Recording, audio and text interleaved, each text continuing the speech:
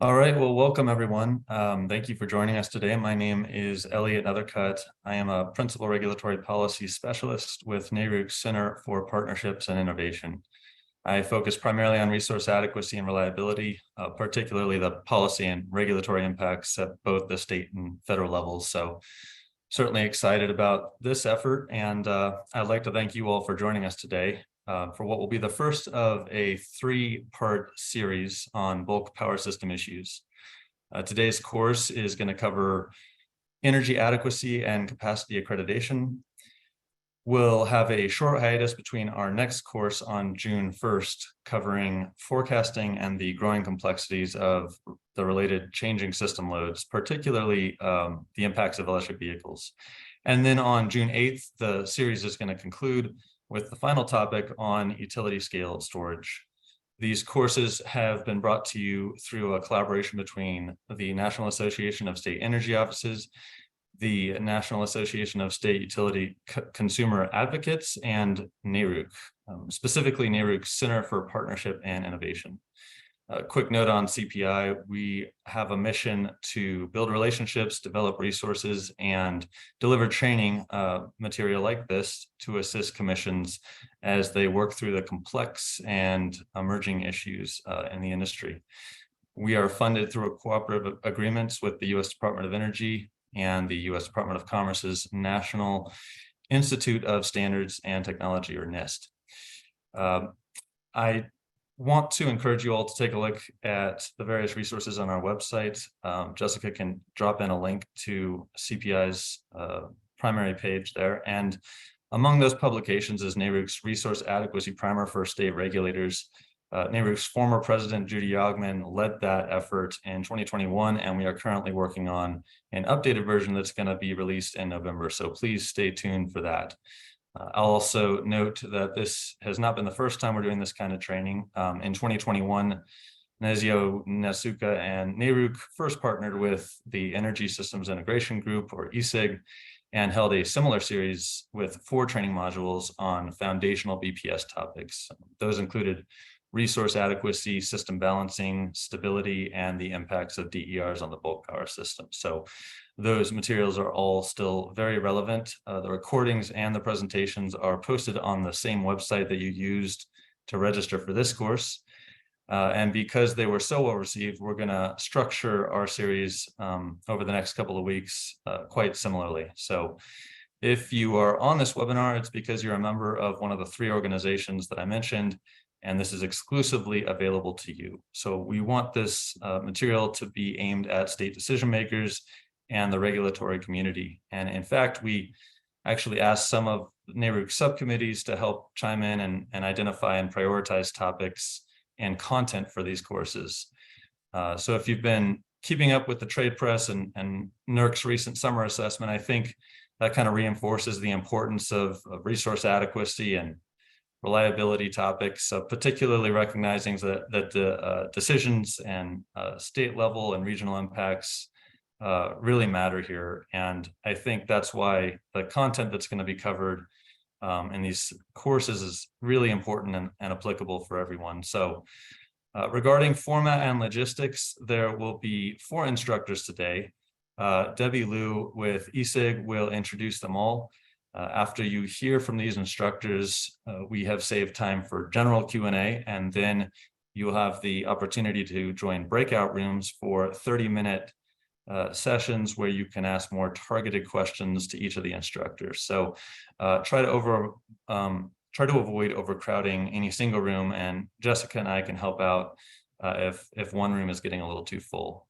We do have a Q&A, general Q&A, as I mentioned, for general questions, but certainly use the Q&A box as well to ask any clarifying questions throughout the presentation. So finally, I want to just thank ESIG, especially Debbie Liu.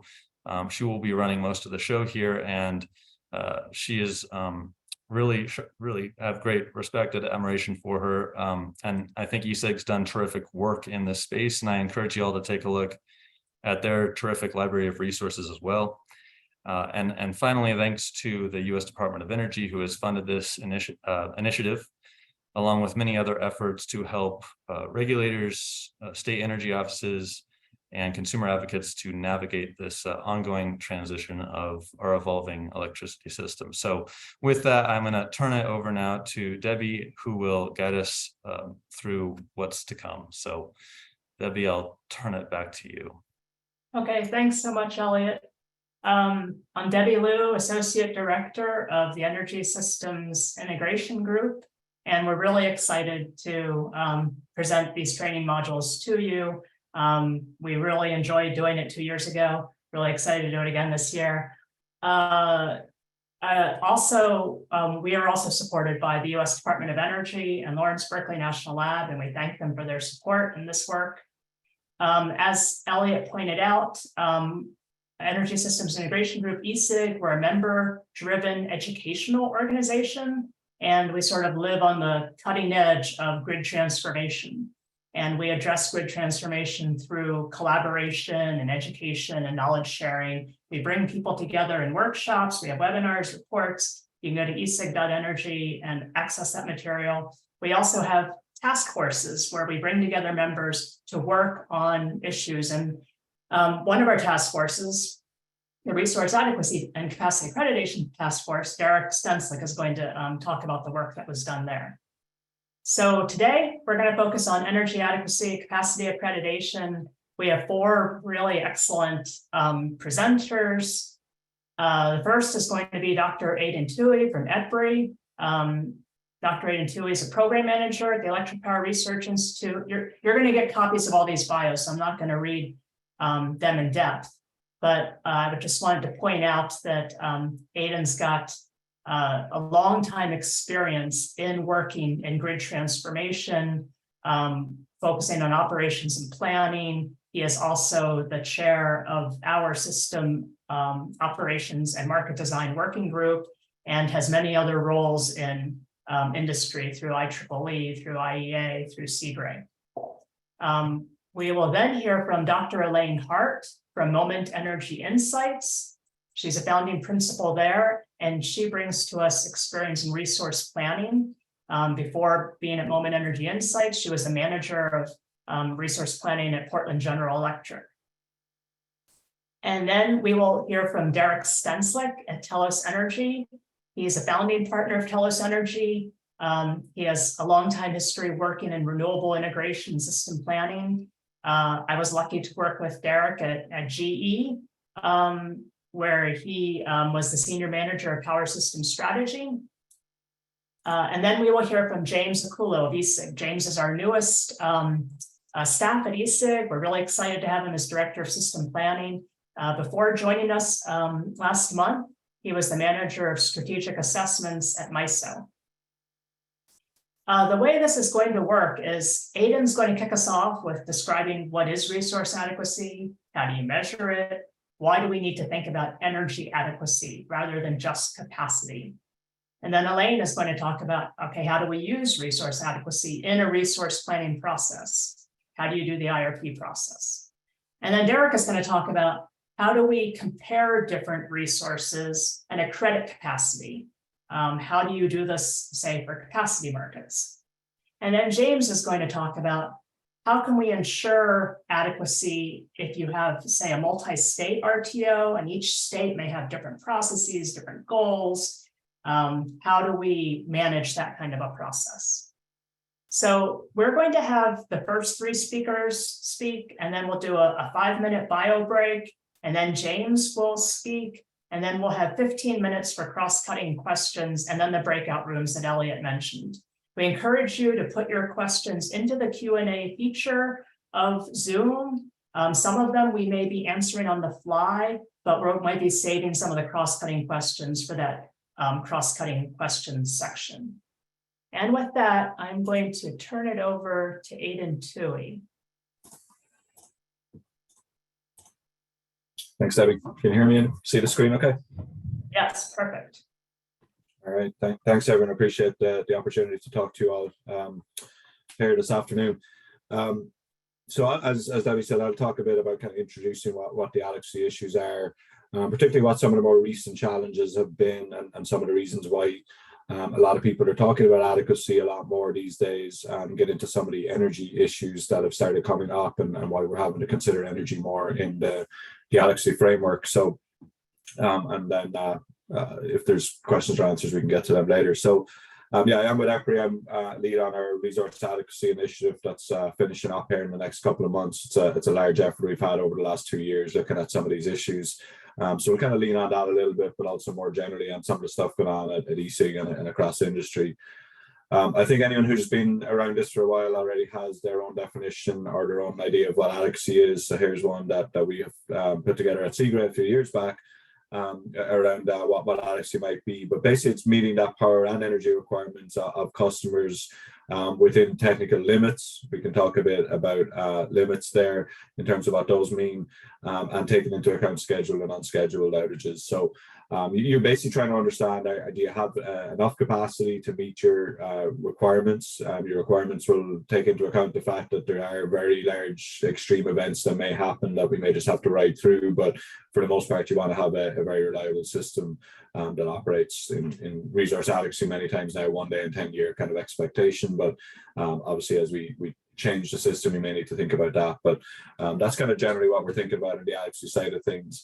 And whether we not have the assessments themselves that we'll talk about today are really around whether we have the right mix of resources, both supply and demand side resources to meet demand at various timeframes. So you could look at this annually, you could look at a year out, a season out, like some of the ISOs will do in some of their studies, and NERC and others. You'd also look at this in a resource planning timeframe to try and understand, as you look at changing resource mix and implications of different policies, different technology cost assumptions, other things, do you have sufficient resources? So Derek, and Elaine and James will get into this a little bit more detail around how these are used, but I want to talk about some of the issues that we're seeing. Typically, when we do adequacy assessments, we'll talk a little bit more later. A lot of what we'll talk about is more in the statistical and probabilistic approaches, but there's a range of different complexity for how you can assess these. And as we have more weather-related resources, as we have more correlated events in the system, we have to do more kind of detailed assessments on there. So there's a variety of different tools that are used. Typically, they end up getting translated into something like what we call a planning reserve margin, PRM. You may look at that for one or more different peak load periods, but you're essentially looking at, do I have sufficient amount of resources that you're accounting for appropriately through the various forced outage rates or equivalent load carrying contribution, the ELCC, effective load carrying capability, ELCC, and do they add up to having sufficient resources on the system? So that's kind of the more general basic way that a lot of these analysis end up showing up in some of our resource planning processes and in some of our planning entities in terms of how they actually do the planning. But underlying that is typically a more detailed statistical approach where you're looking across a wide range of different weather conditions, different load conditions, and also outage rates of or outages of thermal generation, to try and understand how likely are we to have a few different generators out at the same time as a high load and low wind event. And so you look across multiple years of data, look across a wide range of different potential outcomes to try and understand the frequency, size, and duration of outages, and then assess that against what the expected requirements are based on kind of the societal requirements. As I said, a lot of the time nowadays, that's a 1 day in 10 years that you expect an event to happen once every 10 years. And then you make sure you got enough resources that it doesn't happen more often than that. A lot of the issues right now are around incorporating some of the more unique attributes like renewables and demand response.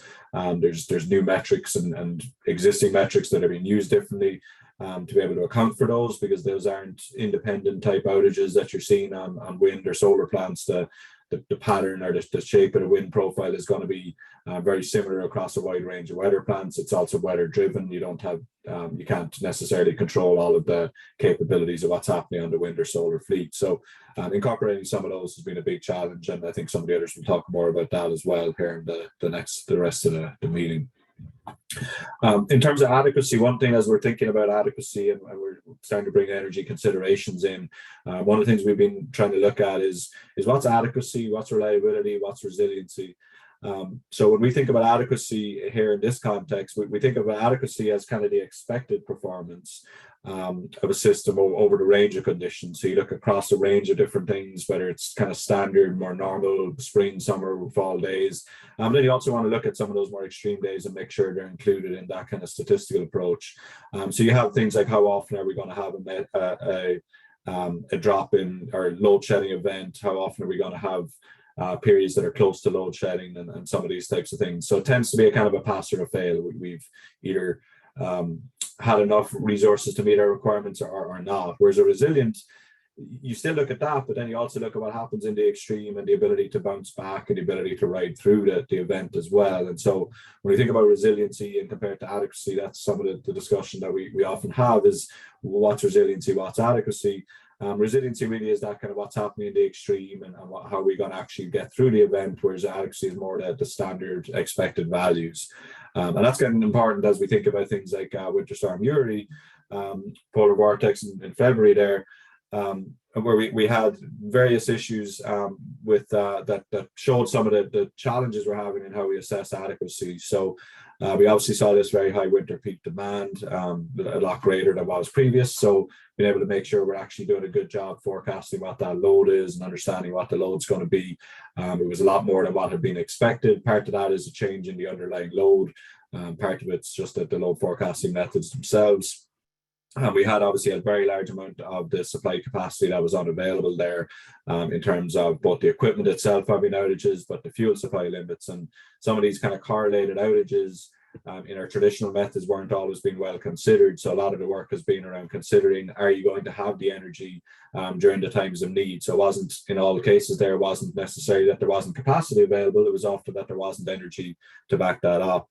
And then we obviously had some load shedding and a lot of load shedding in ERCOT, but also across the other parts of the country. So that does mean we need to start thinking better about how we think about scenarios, the metrics that we're using and the design criteria, as well as this interdependent system. So really where some of that's evolving to, if we think about the adequacy issues, is moving away from just having sufficient capacity to meet peak demand plus some margin to also thinking about, do we have sufficient energy? Do we have enough in each hour of every day? Do we have energy in store, whether that's in store as gas, in store as batteries or pumped hydro, to ride through some of the events as they happen when, say, that the solar goes down or the wind isn't as high as might be expected.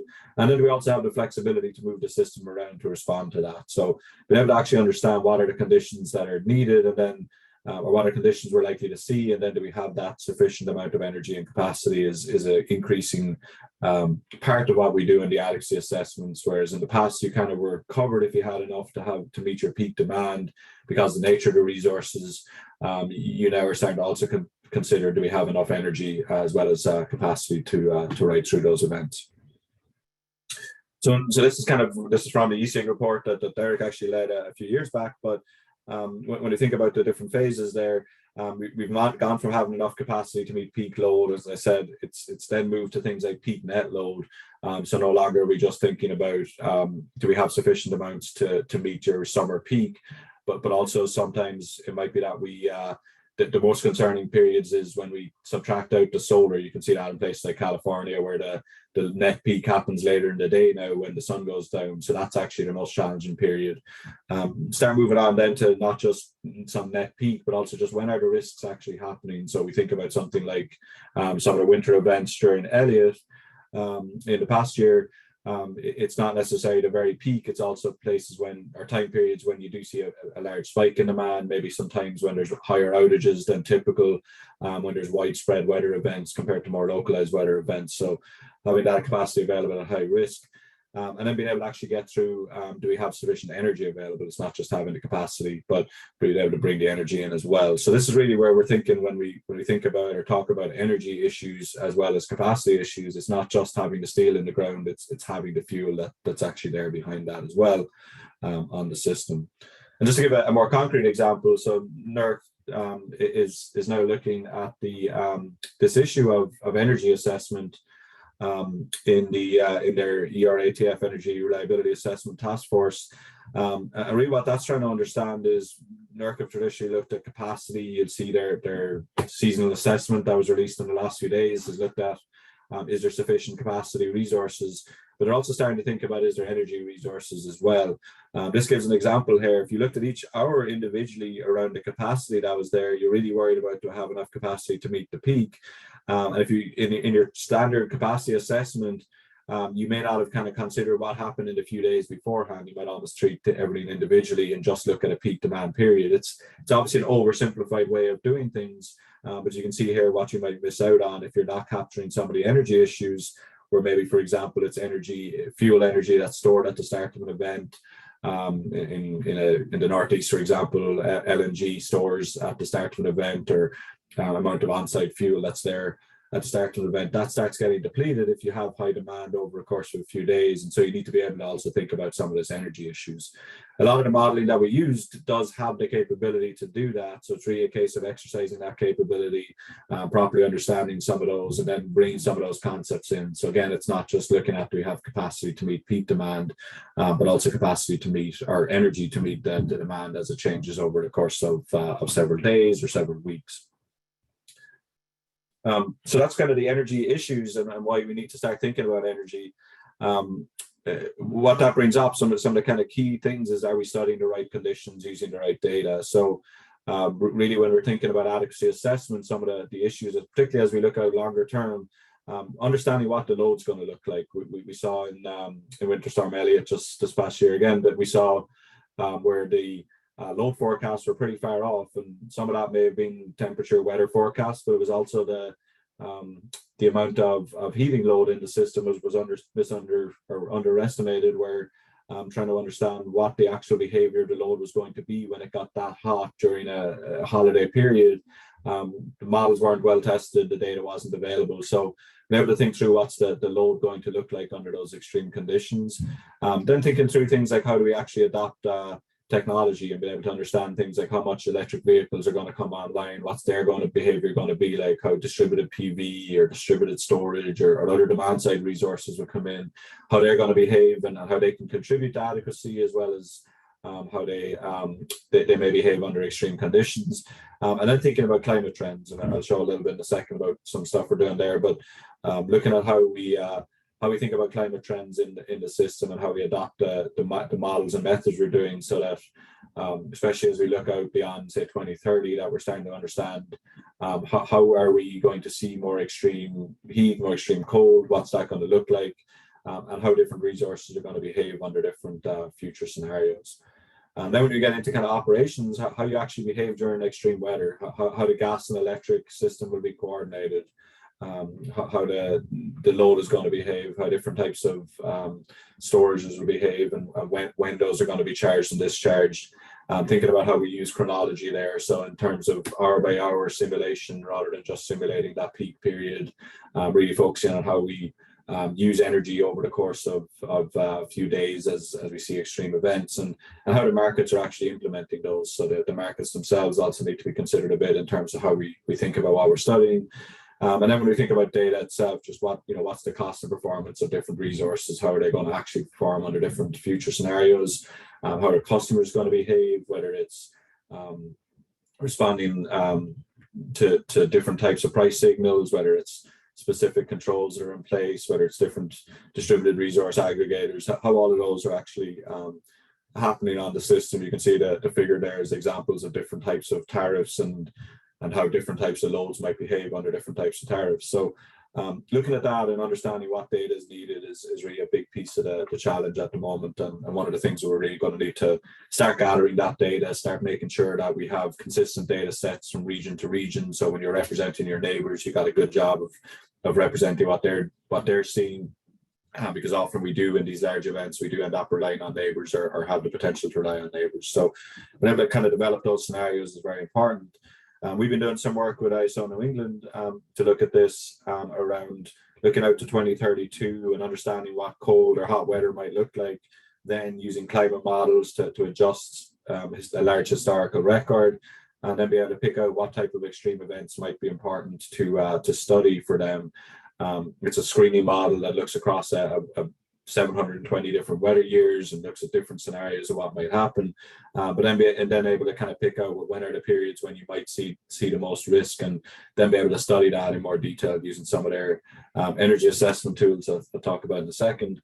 We're really trying to understand when are the cases when there might be energy issues on the system. So we do look at future weather, identify some of these big risk events, and then look at things like, do we have an energy available at the start of an event? So if there's LNG imports available for them or not, or so high, medium, low capability or storage at the start of an event, when you might have energy issues where there might not be sufficient energy, and then simulate that using, I'll skip to the slide here in a second, but using a simulation. So the idea here is to be able to look at a very wide range of different weather data, different indirect kind of weather issues as well. So things like whether or not there's actual oil available, as I said, LNG, imports available from neighbors.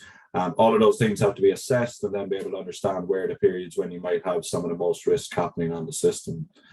And this is what this ends up with then. So we end up with this, developing these hundreds of thousands essentially of scenarios, and then down selecting them to be able to see, well, when are the periods when you might have most risk on the system, and then be able to actually assess. So this is their energy assessment tool, and they've been looking at this in operations for quite a few years, but also now starting to focus on the issues of when they might have shortages in energy. So you can see the kind of different colors of different colors here from green down through red in terms of when there's potentially challenges on the system, when they may run out of energy. And this is looking at taking one of those periods that we identified as risk and then be able to assess, is there potential energy challenges on the system. So for each scenario, we're trying to develop results around when they might have challenges. These are studies we're doing with them right now, and putting results out over the coming months to be able to really show, is there some potential energy challenges that they're likely to see on the system. So across the last few slides, basically trying to show that there's methods out there that we've been developing to look across a wide range of weather data, look across the specifics of that region and what are the kind of key risks in a particular region, and then be able to assess, do you have sufficient energy there to be able to meet demand with whatever level of reliability you're interested in meeting with. We will be putting this out here with them in the next few weeks, and making the tools available publicly as well, so it can be used in other regions.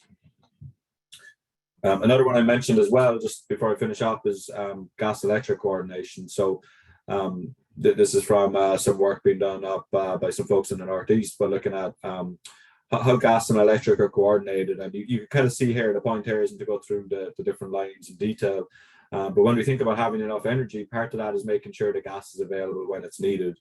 And you can see here the kind of interactions between gas and electric. It's not necessarily clear. There's a lot of complex different arrows going in different directions. The point being that coordinating those markets is becoming increasingly important as we rely on gas to provide some of that firm capacity that we need while we're integrating more renewables. We're going to need to start being able to better understand how that gas and electric markets interplay with each other across the course of a day and across the course of a year. So there's a lot of work we're going to need to be able to do here to better understand how gas markets interface with the electric markets and provide energy to the system. So that's really a lot of the work we're doing around the energy side of things. So a lot around gas electric and trying to understand how to assess energy requirements on the system. We've been doing these stress tests, as I said, around New England, being able to understand when and how you might have insufficient energy on the system, bringing in things like common mode failures. So common mode there being, say, gas outages that happen at the same time due to cold weather conditions or due to gas pipeline shortages. And really bringing in this kind of integrated investment, being able to kind of think across the different pieces and how we would invest in resilience and infrastructure to better model and plan that future power system. We've been doing some work around supply resilience and gas electric coordination. There's QR codes there as well to show these, but again, these are really driven by energy issues as much as capacity. It's really around, do we have sufficient energy available to us during and at the start and during an event to make sure we can actually ride through an event, but also are we able to access it? Are the markets set up? Or the various contractual processes set up so that we can actually access energy from other energy sectors, or potentially even from things like neighboring regions as well. So a lot of the work is around that kind of tools to look at that resilience and adequacy for extreme events, and be able to understand, do we have sufficient energy available for that. I think if I'm kind of coming to the end here, Debbie, but if there's folks that have questions, they can put them in the chat, and I can answer in the chat, and then we can get back to, or we'll have the breakout rooms here in a little bit as well, I guess.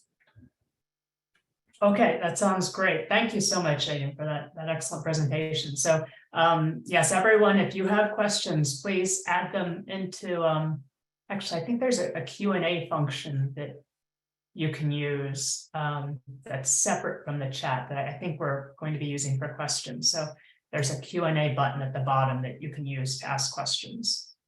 I'd next like to turn it over to Elaine Hart from Moment Energy Insights. Elaine, if you want to share your screen, I'll turn it over to you. Thanks. Thank you. Okay. Hopefully you all can see my slide. I'll take silence, so that's a good sign. Yeah, so I'm going to be talking about resource adequacy and energy adequacy, specifically in the context of resource planning. The talk is focused on resource adequacy as a whole. Energy adequacy is part of resource adequacy, but you'll see that the considerations in resource planning and the modeling that you do around resource adequacy in IRPs, it really requires a lot of consideration of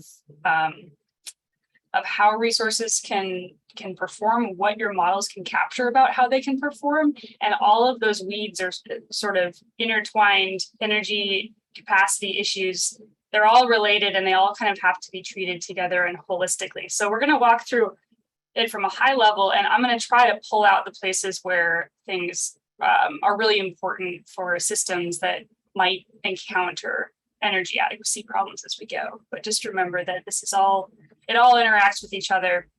And there isn't like sort of a way to parse out energy adequacy from capacity adequacy necessarily in this work. I'm also going to be focusing on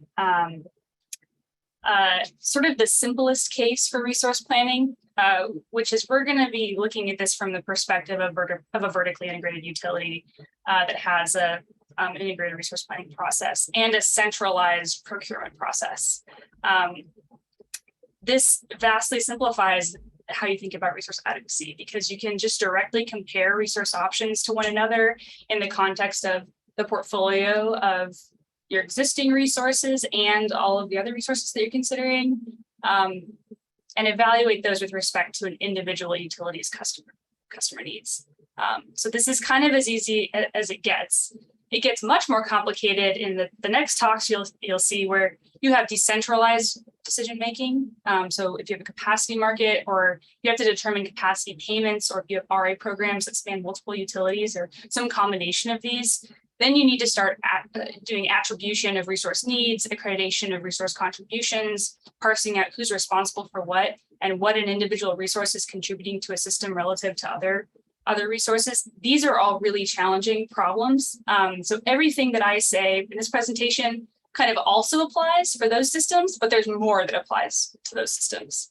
And the last little caveat is that these issues and complications can also arise for vertically integrated utilities in specific situations. So for example, if they have tariffs for non-centrally procured resources like DERs, corporate projects, voluntary renewable programs, things like that, where you have to basically say, how much credit am I going to give this resource for contributing to resource adequacy? So not, the vertically integrated utilities aren't off the hook either, but we're going to focus on the simplest question they have, which is, how do I plan a portfolio and then select resources to pursue? And there's 6 steps. I'm going to walk through each of these. I tried to write 6 easy, simple steps to resource adequacy planning and RPs, but each one is pretty complicated, and it turns out there's they're more like not so easy steps. So the first is setting the planning standard and adopting other policies. We'll talk about what that means. And the planning standard that you select might depend on the nature of the challenge that your system faces, including whether you expect to have energy adequacy issues or not. And we'll see that some of the policies that you can adopt when you set a standard can affect whether you think your system is energy adequate or not. Then you choose a model. You probably have to modify the model because every system is different.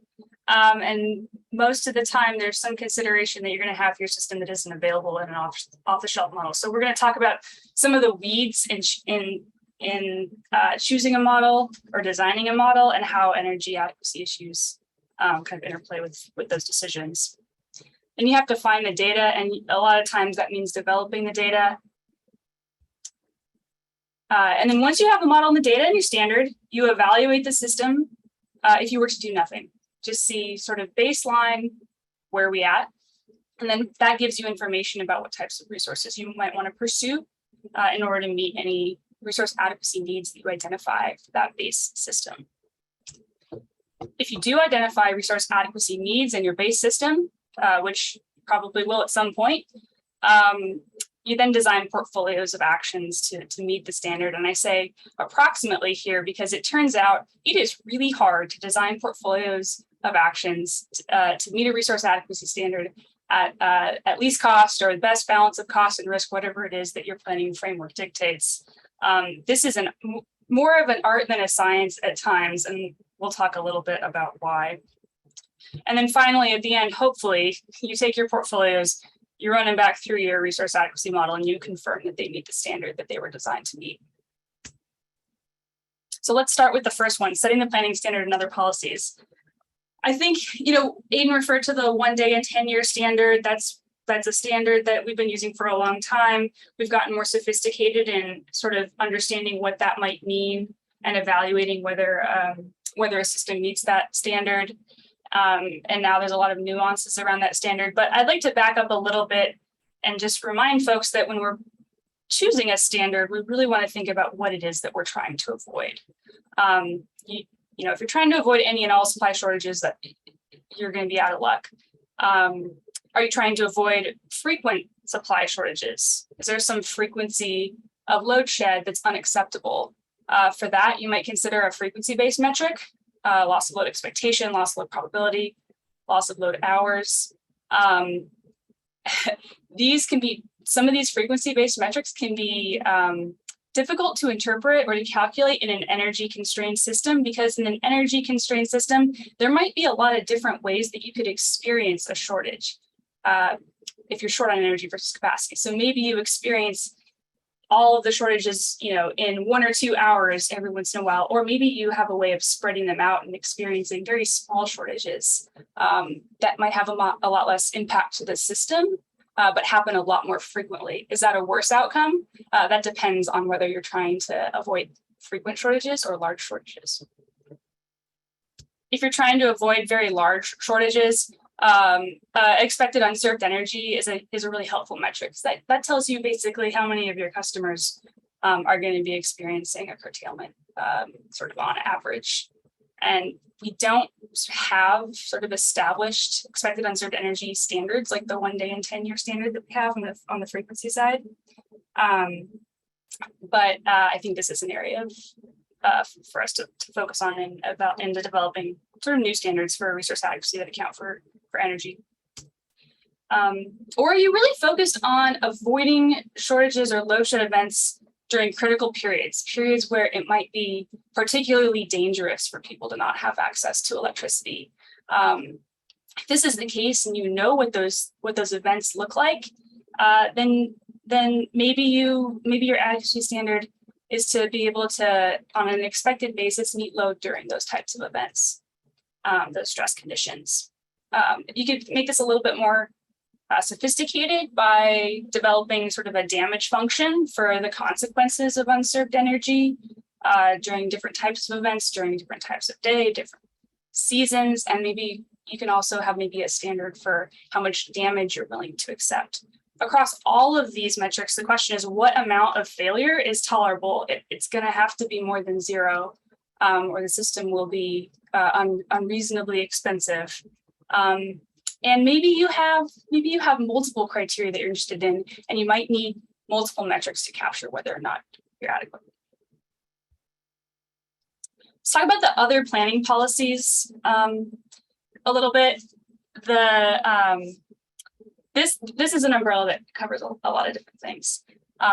For example, at a high level, the question is sort of what can be done other than building new resources to help reduce the risk of supply, and how much of that do you want to bake in to your resource adequacy analysis? So, for example, these could be scheduling practices, commitment decisions, maintenance scheduling. It could be improving your load and resource forecasting models. And it could be importing from neighboring utilities when you're constrained, but they're not. Should you assume that this stuff is done? Should you try to approximate how it's done today? There's no right answer on these questions. These are policy calls, and the policy that you adopt should reflect maybe not necessarily real operations, but a set of assumptions that align with your risk appetite. We can spend a lot of effort trying to get planning models to align with operations, and in some circumstances that's really important. In other circumstances, it might be more detailed and is helpful for decision making, and so that's always an important balance to consider. A little bit more detail on one of those policies. This is a big one. So one of the important policies to decide when you're choosing an RA standard and going about doing RA analysis is, what are you going to assume about imports? I've got an example here from a study that we did with Grid Lab last year. There's a link here at the bottom if you're interested in it. But we looked at resource adequacy across the entire West. And in one of our case studies here, we broke out California and a footprint that looked quite a bit like the RAP program, but not exactly. And we looked at what happens if you model that the pink zone there, the RAP-like footprint with and without imports with California. And to make it interesting, we took out all the coal and as a reason. So without imports from California, what we found is, this is a loss of load hour heat map here in the middle. A lot of challenges in the summer, just sort of an exacerbation of the summer challenge that we already see in the West. So lengthening of it, more days, more months, longer hours. But we also started to see a winter problem. And in particular, in December, we started to see an energy problem. That is to say, you might go whole days being inadequate. And this is a situation where they start to sort of spread the unserved energy out. And the frequency of lost load can be quite high in these types of systems. When we layered in imports from California under coherent weather conditions, so if there was a large weather system over the whole West, that, like a large heat wave that maybe cut wind availability significantly and drove loads up, it was experienced over the whole area, the imports saw that. It wasn't able to import from California if California was also in a heat wave, that type of thing. The summer problem was much smaller. The winter problem went away altogether. And so this becomes actually an adequate system. And the only thing that we changed between these two runs was whether or not it was allowed to interact with California. So these policy decisions about that you kind of have to establish about what you're going to assume is available are critically important. They kind of make or break the analysis. And it's also a situation where there isn't necessarily a right answer. You have to design a policy that makes sense with respect to your risk. Right. Step 2 is choosing and modifying a model. I'm not going to go into all the detail. There's a lot of detail on these next few slides. I'm only going to do a couple of highlights. This is a schematic of the model that we used for that study in one of the modes that is available. And what I'm going to show is that there are considerations that are all overlapping when you're deciding how to do an RA analysis. They touch on multiple parts and components of a resource adequacy model, and energy adequacy issues are sort of sprinkled around them. The first decision you have to make is around time dependence. So I shouldn't say in the olden days, but it used to be that you could do really fast RA analysis using what we call convolution-based methods, where you just stack up a bunch of probability distributions And it gives you the loss of load hours and the expected unserved energy pretty quickly. And you can even figure out capacity shortages pretty quickly. Problem is, those models, they don't actually go through and look at time sequential operations. So if you have any energy related constraints on the system, if you have a reliance on hydro or energy storage, you have to make a lot of simplifications to use these models, and you might miss a lot of benefits of those resources. You might also miss constraints of those resources, depending on how you do those approximations. And so these days we pretty much focus, because I think energy storage is a growing growing resource sort of regardless of where you are. It's not just the hydro folks now who have to use time sequential simulation to do resource adequacy analysis. So the rest of this talk is going to be focused on time sequential simulation, but that's sort of the first thing to ask yourself if you're considering a resource adequacy analysis for a system that could have energy adequacy challenges. Make sure you're using a time sequential model.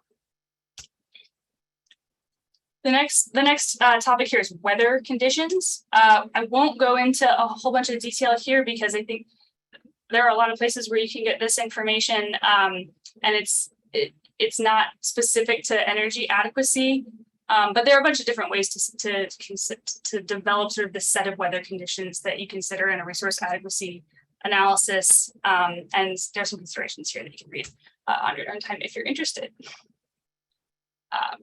The next question is around outages. There's a lot of, there are a lot of ways you can approach outages in a resource adequacy model. The simplest is to just give everything a haircut equal to its forced outage rate.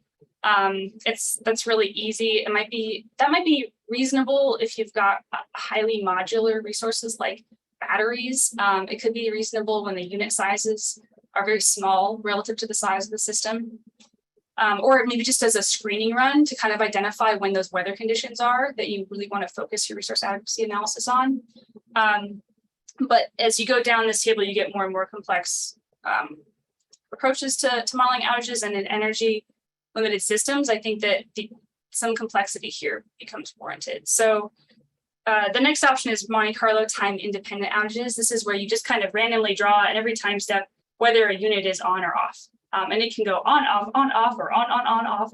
It doesn't have any consideration for how long a unit is out when it goes out, or how long it takes to repair the unit once it goes out. This can be, I think, reasonable maybe for capacity limited systems, but if you've got energy constraints and you're worried about what are you going to do for long periods when you might have unit outages, this is probably not the best way to go. For that circumstance, you should probably move to a failure repair outage simulation. It's still Monte Carlo, but instead of drawing in every hour whether the unit is on or off, you draw if it's repaired, or if it's on, does it break? If it's off, is it repaired? And so the math just looks a little bit different, and it allows you to step forward in time and have outages that have durations that kind of resemble what we see in real life. So that's sort of, I think, a minimum threshold for energy limited systems and modeling unit outages. And then if you've got, ideally, and if you've got the data, that those probabilities of failure should ideally be weather driven. But the challenge here is always getting the data to make that an informed modeling decision. So if you're in a cold snap or a heat wave, the likelihood of an outage might be higher than under normal situations. And as you see here, all of these considerations are overlapping, and this gets quite complicated, and you kind of have to make decisions in many parts of these models for consistency as you go about this. So the last one I want to talk about is operations. And this one is really important for systems with energy limitations. Again, here we've got sort of a order of complexity, increasing complexity as you go down in this table. The simplest way to model the availability of resources is just to give everything sort of a fixed shape. Say this, in this hour, this is how many megawatts you can get out of it. And this might be adequate in systems with little to no energy limited resources. So if you've got very little hydropower, energy storage, or natural gas fuel constraints, maybe you can make this assumption. But if you've got any of those things, you probably need to do something more sophisticated. The next step up is heuristic dispatch. So this is where you sort of develop rules to estimate what the dispatch of your resources might be in each time step. And I think that's reasonable, and it can even be better than optimization models sometimes in estimating dispatch that looks realistic compared to real operations. But you run into a lot of challenges, I think, if you try to do this in a system with many sort of systemic constraints, like transmission constraints. You have multiple transmission zones, or if you have like a carbon constraint you need to apply, or things like that. That can be really hard to accomplish all of those objectives at the same time as following all of your heuristic rules. So if you've got any of those complicating factors, multi-zone, transmission constraints, energy storage and things like that, the optimization-based approaches to dispatch within RA models is really helpful. And you can, the example that I showed you before, that model did not include full economics in the optimization. It just sought to minimize unserved energy, and it made a bunch of assumptions about what units could be available based on economics, or you can do full economic unit commitment and dispatch. As you go down in this table, the computational weight of this problem can get larger and larger and larger. And so there's some balance that you need to strike in terms of how much detail to include to do this in a reasonable manner while capturing the constraints that are really important for your system. And one thing I would like to emphasize on the operations is that the goal isn't necessarily to reflect realistic operations, but to explore what the system could do when it's highly constrained in these sort of rare circumstances. And so it might look different from your intuition from time to time. And the last thing to consider is like, what other risks are there that the model may or may not already capture? So hydro variability, temperature-based derates, the effects of icing, wildfires, transmission outages, fuel supply risks. You want to think about all of the ways that the model is or is not addressing those risks. The good news is that pretty much all of these models are evolving. Customization of them is common. And so, it might take an IRP cycle or two to start getting all of these risks addressed in these models. But the good news is that they are changing, and the more that the developers know that a risk is going to be important to planners, the earlier they know that, then the more likely that this functionality will be available, sooner rather than later. All right, step 3 is finding or developing the data. I'm not gonna say much about this except to say that you need a lot of data, and the data sort of makes or breaks the analysis, and the data availability is limited. So this is a really sticky one. And we often in these studies rely on historical data, but these are forward-looking studies, and the question is historical data reflective of the conditions and the risks that we expect in the future? This graph here on the right shows the green line here is the loss of load expectation from a simulation over different weather years in the West. And then the dark gray line is is estimated loss of load expectation based on the weather that we saw over a much longer historical period than we were able to simulate. We couldn't simulate that whole period because we didn't have high resolution hourly data over that whole period, but we could estimate it based on the weather we saw. And what you see a pretty clear signal here is that the conditions that drive resource adequacy risk in the West are becoming more frequent. They're just getting worse. And so the question is this subset of years here, these recent years, is that indicative of the future? And that's hard. All right, the next step, I'm moving along here very quickly, but the next step is evaluating the system without further action. So here you want to do a base run. You exclude any of your incremental actions, and this will give you an indication of the timing and the nature of the RA challenges that you're trying to solve. Here's an example from that study. Once again, this will also give you a baseline from which to measure the incremental contributions of different types of resources, and it'll give you just a high-level indication of what might be useful. So, for example, this system was constrained in summer evenings. The events were pretty much all about 6 hours or less. Most of them are 4 hours or less. It looks like a great fit for battery storage or demand response because we've got a fair amount of solar in the system that can be shifted to help meet those needs later in the day. So this is sort of informational, and it provides a baseline, but it doesn't tell you how much capacity you need. They might report out perfect capacity, but few options that we have today look much like perfect capacity. And so you have to do a fair amount of sort of iteration or guessing and checking from that base run to figure out how to modify your portfolios to meet those needs. It certainly does not give you an indication of the best combination of resources to meet capacity needs. For that, you have to iterate between your resource adequacy model and your portfolio optimization model. In the interest of time, I'm going to skip this slide, but it's there if you'd like to read it later. There are a few ways to incorporate resource adequacy information into your portfolio optimization model in an IRP. The simplest, and the way that we've been doing this for a long time, is by using effective load carrying capabilities, ELCCs. So every resource just gets a flat percentage that's allowed to contribute to the planning reserve margin, the PRM. You put that into your optimization model and it selects enough of this stuff depending on cost, balances all those different factors.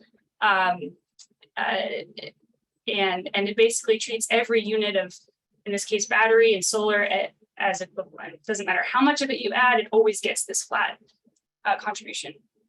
Of course, we know that that's not usually how things work. The more you add of something, the less value it has to the system. And so the next level of sort of innovation that's been, I think this has been around for somewhere between 5 and 10 years now, is incorporating effective load carrying capability curves into your portfolio analysis. So here you start out maybe with that fixed ELCC, but then you recognize the fact that the ELCC is going to decline as you add more of that resource. And when you put it into your model, you actually put in these capacity contribution curves on the right here that sort of have a downward bend. And then the model recognizes that as you add more and more of a resource, the total contribution of it to the PRM is depressed. This is great. These have been really helpful, and they can often get you really close to a portfolio that achieves your standard at a reasonable cost. Where it gets really challenging is when these resources start to interact with each other in ways that you can't capture by testing them independently. You have to test them together. And that's when we implement ELCC surfaces. So here's an example of that, where you have to test all of the combinations of, in this case, just the batteries and the solar, because we're just looking at 2 resources. But in an IRP, you're looking at many, many resources. And so you've got an n-dimensional matrix here that you're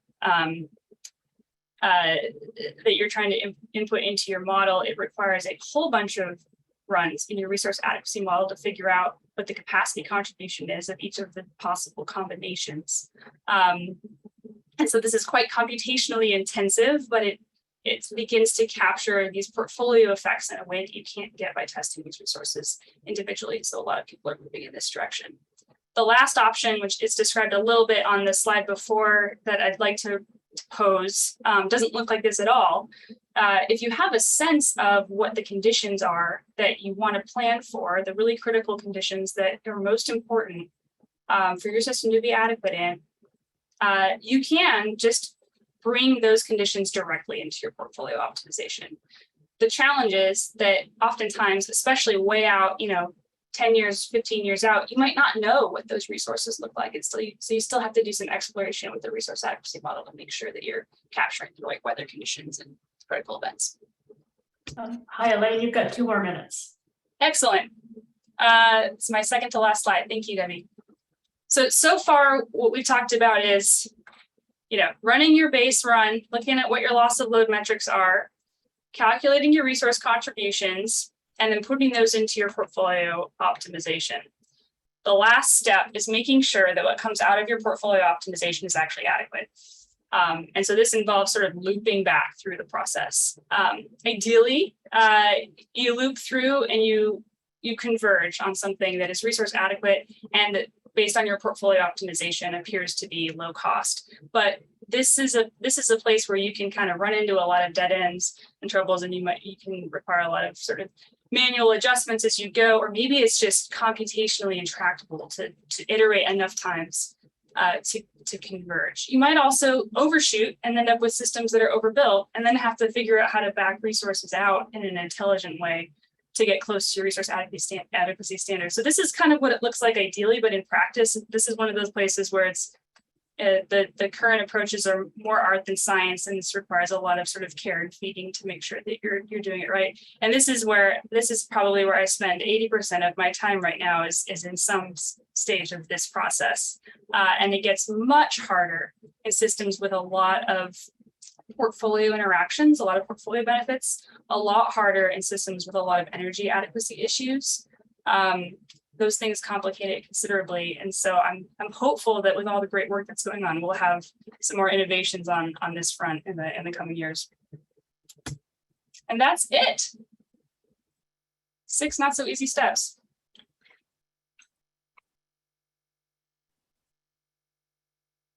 Great, thank you so much, Elaine. That was a really wonderful explanation of how we link resource adequacy and do resource planning and the modeling and methods needed to do that. I would next like to turn it over to Derek Stenclik from Telos, who's going to talk about the resource adequacy and capacity accreditation work that we've been doing in our task force that looks at principles for capacity accreditation. Derek? Great, thank you, Debbie, and thank you, Elaine, for kicking off that last segment, or taking care of that last segment. I'm going to try to pick up right where Elaine left off, and specifically start talking about capacity accreditation. So like Debbie said, I'm going to share some work that we did with ESIG's Redefining Resource Adequacy Task Force that looked at capacity accreditation. Some of you may have seen the report that we put out over the last couple of years. Back in 2021, we released one that really talked about 6 principles of resource adequacy for modern power systems. Covered a lot of the topics that Aidan and Elaine just went over about how we're shifting to this system that has a lot more variable renewables, a lot more storage, and we have to change the way we think about resource adequacy, change the way we analyze it. That report put out 6 principles of how this is changing and what we need to change. One of them was this idea around there's no such thing as perfect capacity. Elaine touched on this in her presentation, and the need to think about how much do each of the resources on our system contribute towards resource adequacy. And fundamentally, that's what capacity accreditation is. And so we picked up in the 2021 report, we picked up on that and really wanted to dive deep on capacity accreditation. I think this is probably one of the most important things going on at the different ISOs and RTOs and utilities. But each one of them across the country is really changing the way they're accrediting resources and the way resources contribute towards resource adequacy or participate in the capacity markets where there are some. So again, wanted to pick up right where Elaine left off. She right at the beginning said, well, she's going to keep it somewhat simple, although, like she said, it's getting much more complicated as the resource mix is changing. But one thing she focused on, it was really the vertically integrated utility perspective. If you're planning a system as a single planner, you're able to look at all the resources on the system together and plan for it that way. I'm going to kind of take it one step further than where Elaine left off and really talk about the decentralized market that she just alluded to. So what happens when we're in a market like an ISO RTO market where there's a capacity market and we need to stack up different resources on an individual basis in order to compensate them for the resource adequacy or the capacity contributions that they bring to the system. And that, again, that's where capacity accreditation comes in.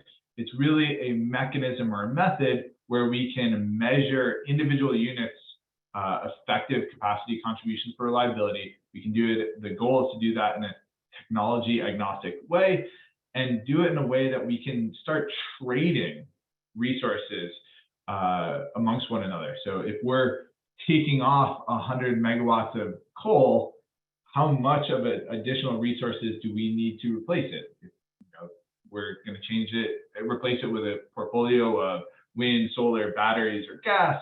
We need to know how much each of those resources count towards resource adequacy, so we can start to trade amongst these in a technology neutral and a reliably neutral manner. So that's what we're trying to do with capacity accreditation is really able to measure these resources on an effective capacity or capacity towards resource adequacy and reliability. And so I have this slide here that really talks about the nexus of capacity accreditation. What are we trying to accomplish when we think about capacity accreditation? The first is to ensure efficient reliability. And the key word there is efficient. We're trying to make sure we have a reliable system, but we're doing it in an efficient manner. And in order to do that, we need to make sure we're not overpaying for reliability and overbuilding the system at the expense of ratepayer dollars. And we're also trying not to make sure we don't underinvest in the system and end up in an unreliable space. The second reason is to send a price signal to new market entrants. And so again, if we're in an ISO market where merchant generators can enter and exit the market to some extent as they see fit or as the economics drive, we want to make sure capacity accreditation is making sure we're giving the right signal, make sure we're bringing the right type of capacity into the market if we're concerned about reliability. And then lastly, we use capacity accreditation to ensure load serving entities are meeting reliability obligations. So if we're in a situation where we have multiple load serving entities within an ISO and they're responsible for bringing capacity to the table to cover their load, we use capacity accreditation to make sure the different load serving entities are meeting those obligations.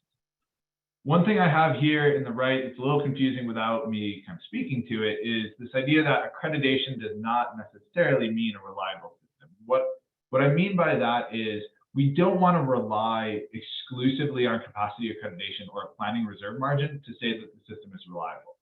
So kind of many times people say, oh, my system meets a 115% planning reserve margin, and because I met my reserve margin target, therefore I'm reliable. Well, all the interactions, all the complexities that Elaine just talked about make it increasingly difficult to just rely on planning reserve margin.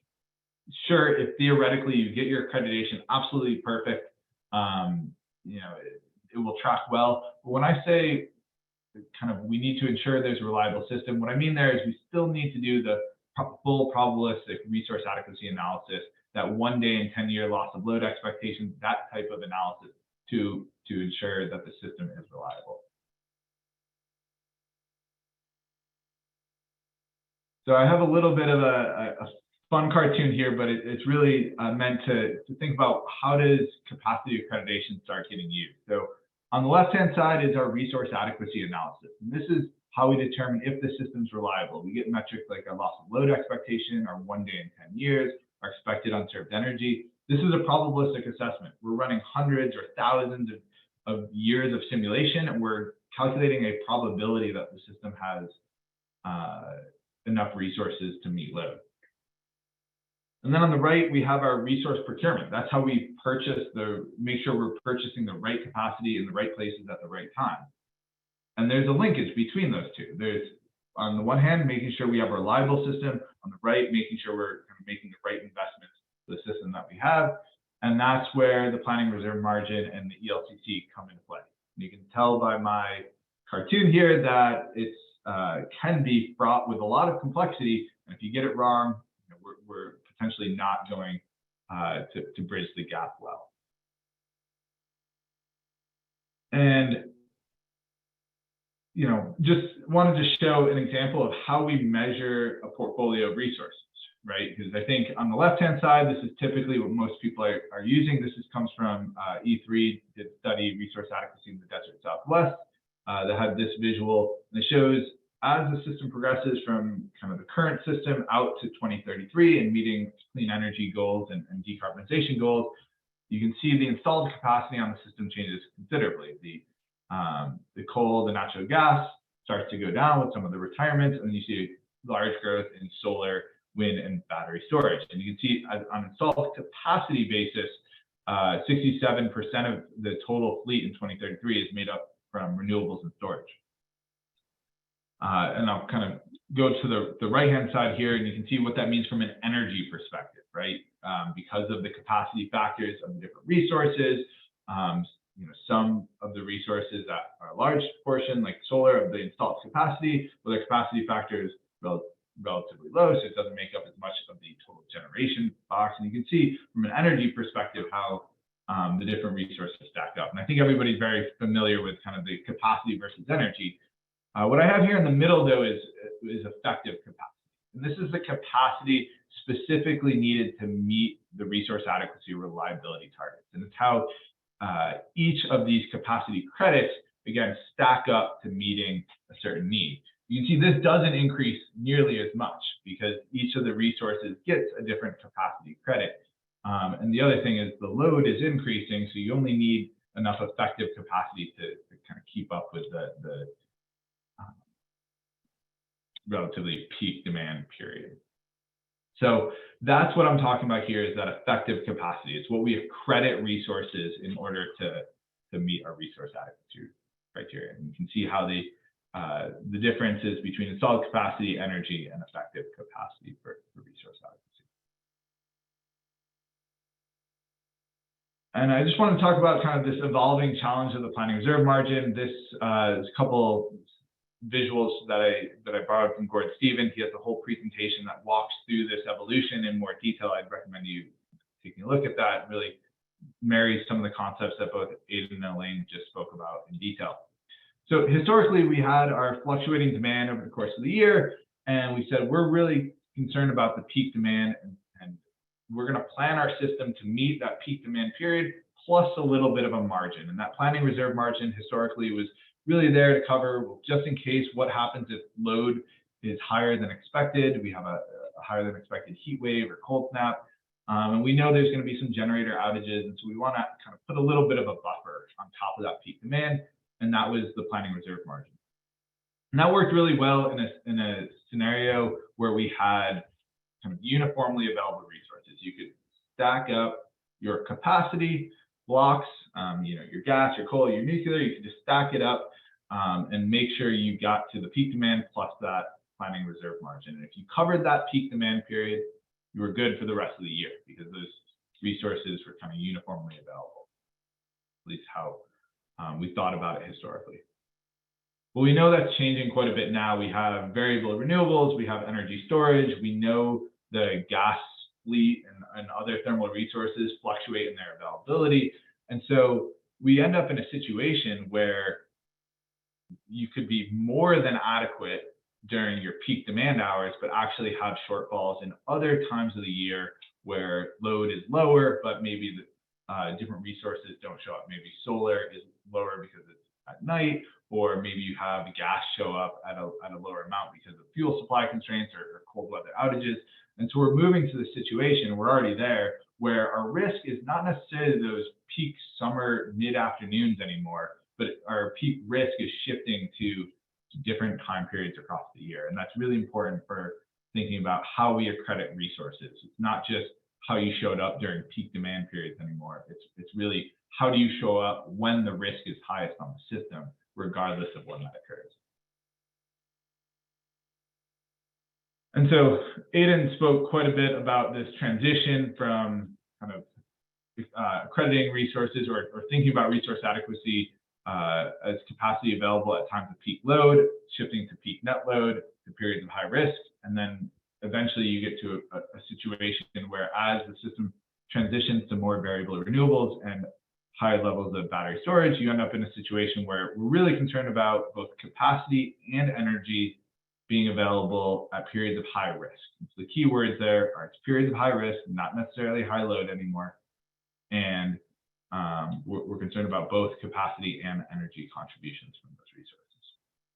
And so that's the transition that's happening when we think about resource adequacy in general and capacity accreditation of specific resources. And so because of this transition that's underway, nearly every utility ISO grid planner is changing the way accreditation is being done. This is, I think each of the ISOs or RTOs have either had a proposal in front of FERC in the past year or currently have one in front of FERC this year, and kind of similar changes underway at the vertically integrated utilities. So with all those redesign considerations or redesign changes in place, what are things that we have to consider? And I have 3 questions here. I'll go through each of them So if we're changing our capacity accreditation, we need to decide if we want to accredit resources in a deterministic or probabilistic way, a prospective or retrospective way, and an average or margin method. So I'll go through each of those. The first is deterministic versus probabilistic. And what I mean here is there's a range of different options when we talk about accrediting a resource. On the left is deterministic approaches. This is basically looking at how resources perform during the peak load hours in historical years. So I think ISO New England and New York ISO historically, no longer, but historically looked at how did solar and wind perform during the peak 3 months of the year and the peak evening hours within those months. And they said, okay, out of all those hours, give me the capacity factor during that time, and we'll accredit resources based on that. California has an exceedance that just looks at during certain periods, how did the resource perform, and kind of you're looking at a deterministic spot or a specific period in time and looking at during that window of time, how did a resource perform? So the advantage of that, it's simple, it's transparent, it's easy to understand. Anybody can calculate their capacity contribution, and it provides a lot of certainty to generation owners or developers. The challenge is, like I just said, the risk, it might not, that window that we're looking at, that deterministic window, might not align with scarcity periods. It might not align with periods of high risk. And that's not to say it can't be used, but you'd have to regularly update when those windows occur and in order for it to stay relevant as the resource mix changes. On the right-hand side, kind of the other end of the spectrum, are probabilistic approaches. This is effective load carrying capability that Elaine just spoke about. There's other kind of nuances to how that's calculated, like equivalent firm capacity or marginal reliability improvement, kind of using those interchangeably under this umbrella of probabilistic approaches.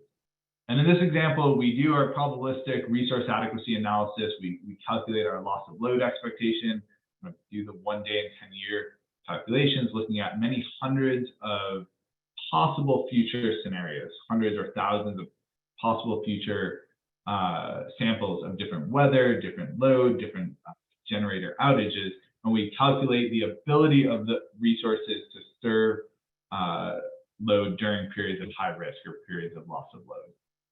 So how well do resources reduce the loss of load on the system? The advantages of that is you're looking at performance during periods of scarcity. You're looking at how these things are correlated to one another, and you're really taking into account the weather performance both today and potential future conditions. The challenge is it's computationally intensive, it's very sensitive to input assumptions, it can be opaque for market participants, and it can be difficult to get into specific plant configurations. So good to do on a kind of resource class level if we're looking at all wind or all solar or all storage, but very difficult to compare small changes between different plant types and different individual units.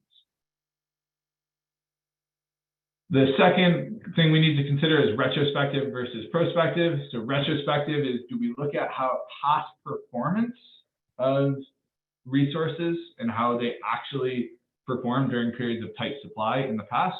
Or do we take this planning view and look at it in a simulated world? How might resources perform during periods where we're likely to have risk? So there's pros and cons of both. Obviously, if we're looking at historical operations, we're giving credit where credit is due. Basically, if a resource showed up, we're giving them credit for that support during the tight margin periods whenever they occur. The challenge with that is if we're only, by the nature of it, these resource adequacy events are rare. They might only occur once every 10 years if we're planning our system right, but they might occur just very few times. And just because there wasn't an event in the last few years doesn't mean we don't want to look at what could happen and how might resources operate in those situations. And then on the simulated world, we kind of capture some of that uncertainty. It's looking at, well, there could be a situation, here's how resources could support the system during those rare events. But the flip side of that is your ELCC calculations are only as good as the underlying model. We all know that you can either have a good model or a bad model, and there's a lot of stuff in between. So just a quick ELCC refresher. I won't go into in detail, but essentially what we're looking at here is we have our system, we do our probabilistic resource adequacy analysis. We say, what's the likelihood of the system having insufficient resources to meet load? So we're traditionally at a 1 day in 10 year in this example. Obviously, every system can have a different criteria, but we have our system at a certain reliability criteria. We add a resource, and it will improve reliability. It will reduce the loss of load risk on the system. And so that makes the system more reliable. And then we add load back until we get to that beginning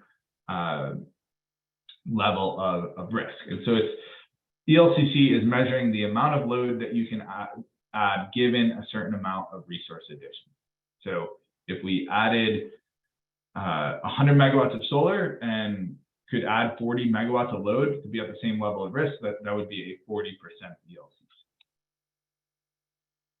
The key thing here is this methodology is nice because we can use it for any resource type, and that's the key thing. Traditionally, we've used it for wind and solar and increasingly battery storage, but really we can apply this to any resource. We can apply it to demand response or energy efficiency programs. We can apply it to thermal as well. So I kind of just wanted to go over the mechanics of how that's done. Now it gets a lot more complicated. I know this is probably one of the bigger debates in the industry right now, or at least in the resource adequacy space right now, is do we credit the average or marginal contribution of a resource? This could be an entire presentation in and of itself, so I'll have to go quick just out of the interest of time. Average ELCC is measuring the contribution of the entire portfolio of resources, whereas marginal is accrediting the next addition of a given resource type. And why you might use one or the other. So average ELCC, in this example, we have our gross load curve in blue. We have our net load curve, so our load minus our wind and solar in orange. And you can see historically, all the risk occurred at the highest peak gross load hour. But in a system like this, where there's a lot of solar on, the net load in the middle of the day is much lower. And in this case, all of our risk is in the evening hours, that kind of the head of the duck curve, if you will. So an average ELCC, a proponent of average ELCC would say, well, our risk is shifted in the evening, but only because we added that much solar. If that solar wasn't there, our risk would be much higher. And so we should really be accrediting the entire portfolio. The marginal ELCC environment says, well, that amount of solar is already on the system. We're just looking at the remaining risk, which is all in the evening hours. So you can imagine in this example, if that occurs after the sun's already set, solar would get very little incremental or marginal ELCC credit, even though on a portfolio basis, it brought a lot of reliability to the system. And so the two approaches is just really how do we kind of provide capacity accreditation to different resources, given all of these dynamics on the system.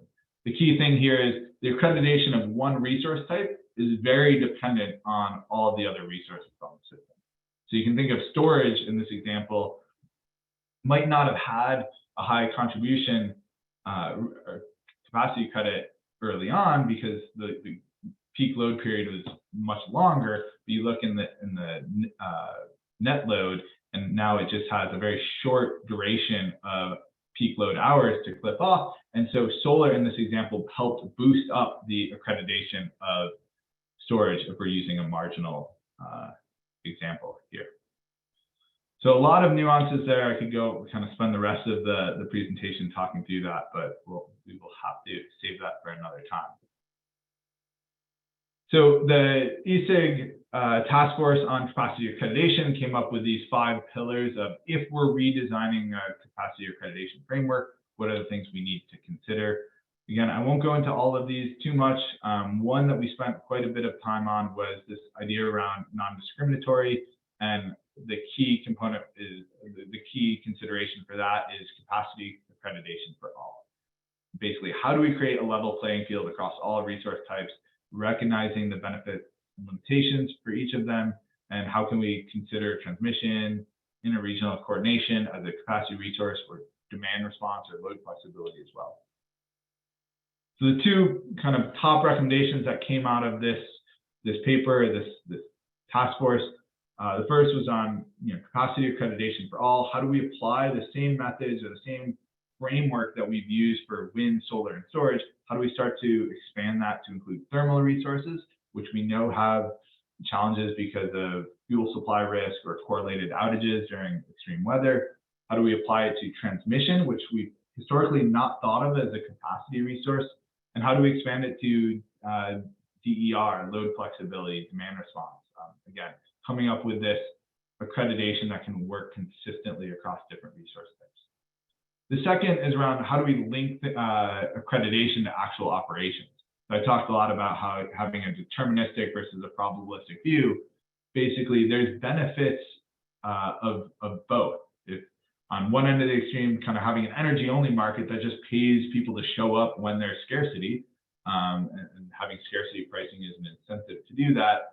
On the right-hand side, if we're in a simulated-only world where we're relying on models, we might not capture all of the operational constraints or real-world constraints that show up in actual operations.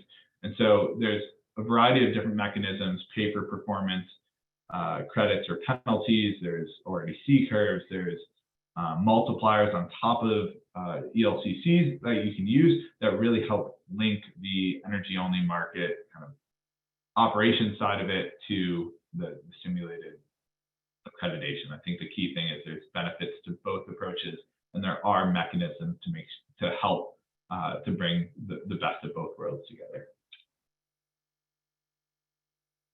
And I think with that, in the interest of time, I'll just leave this here until Debbie comes back on. This is a link to that paper I just went over there at the bottom, and several others from the Resource Adequacy Task Force that you might find useful. Thank you so much, Derek. That was an excellent overview of capacity accreditation and how we link this up with making sure we have an adequate system. We have time now for a 5-minute bio break. So I'm going to, I guess, suggest that we come back at 12:35. So yeah, get up, stretch. We'll be back at 12:35. Pretend waving in front of really strong winds and have someone walk behind me, that's completely fine. But hopefully that's not the case here today. As we talk about resource adequacy and looking at it from the perspective of a multi-state RTO. And if I was to wrap up the next 15-20 minutes of discussion, it's really to make the point that our world is changing and is changing quite fast, and there is the opportunity for it to change even faster. And so there is greater need for coordination, greater need for understanding amongst all of us who have a shared responsibility for the reliability of the system, even as we make this transition. And so, like Derek mentioned and Elliot before talked about, all the RTOs, right, without exception, are doing something around resource adequacy in one form or another, whether it's accreditation, looking at the planning reserve margins, or any number of things. And in part, that is an explicit admission of the world changing, but perhaps also an implicit admission that the methods, the processes, the tools, the approaches that we've traditionally taken aren't quite cutting it anymore. And so we need to do something different. And so in which way is our world changing? And that's what these three panels are really trying to capture. The two on the left from the same source and the one on the right from a slightly different source. And so the two on the right, on the left are looking at what is in the interconnection queues at the moment. I decided just to focus on kind of the middle of the country here as an example.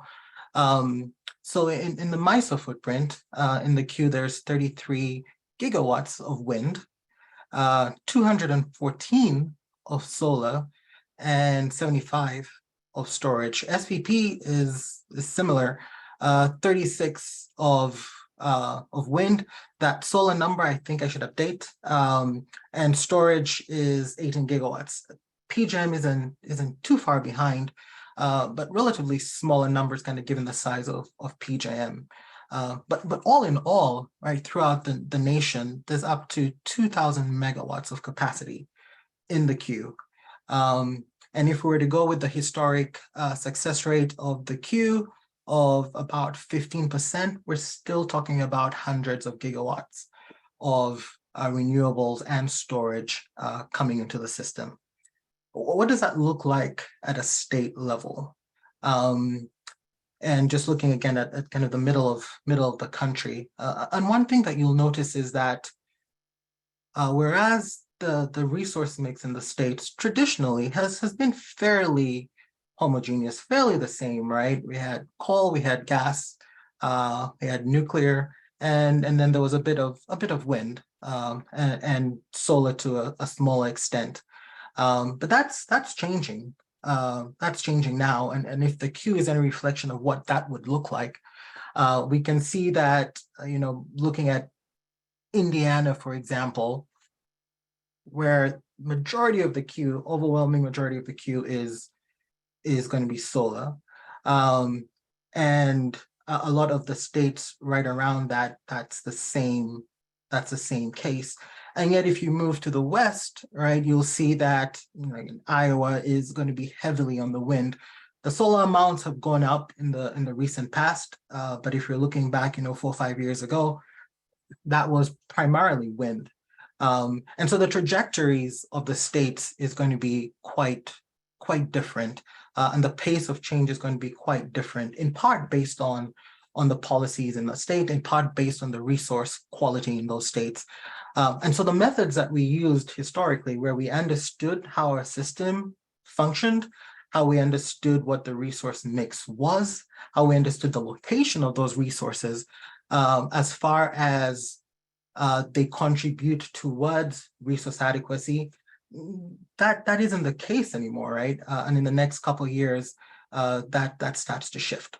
So what's driving that in part is looking at the right panel there, looking at, in this case, just the utilities. There's a similar graphic looking at the states and the carbon reduction targets. You can see that, throughout the Midwest, and this of course extends to the East and certainly to the West, that a majority of utilities have some sort of carbon reduction.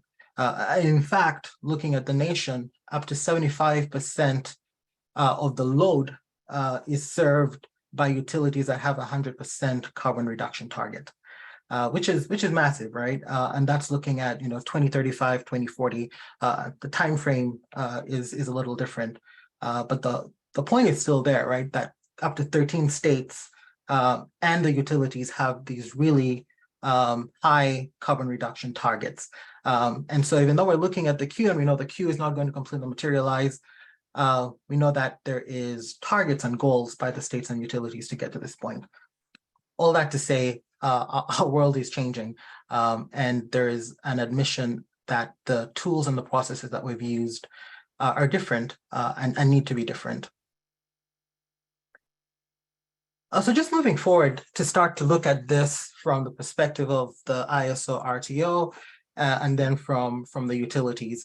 I have the little graphics on the left and right. On the ISO side, right, it's this idea that the ISO is a air traffic controller, making sure that planes are able to land. And that's really spoken from the perspective of real-time operations. But I think that absolutely matters as well when we're thinking about resource adequacy in the short term and the long term.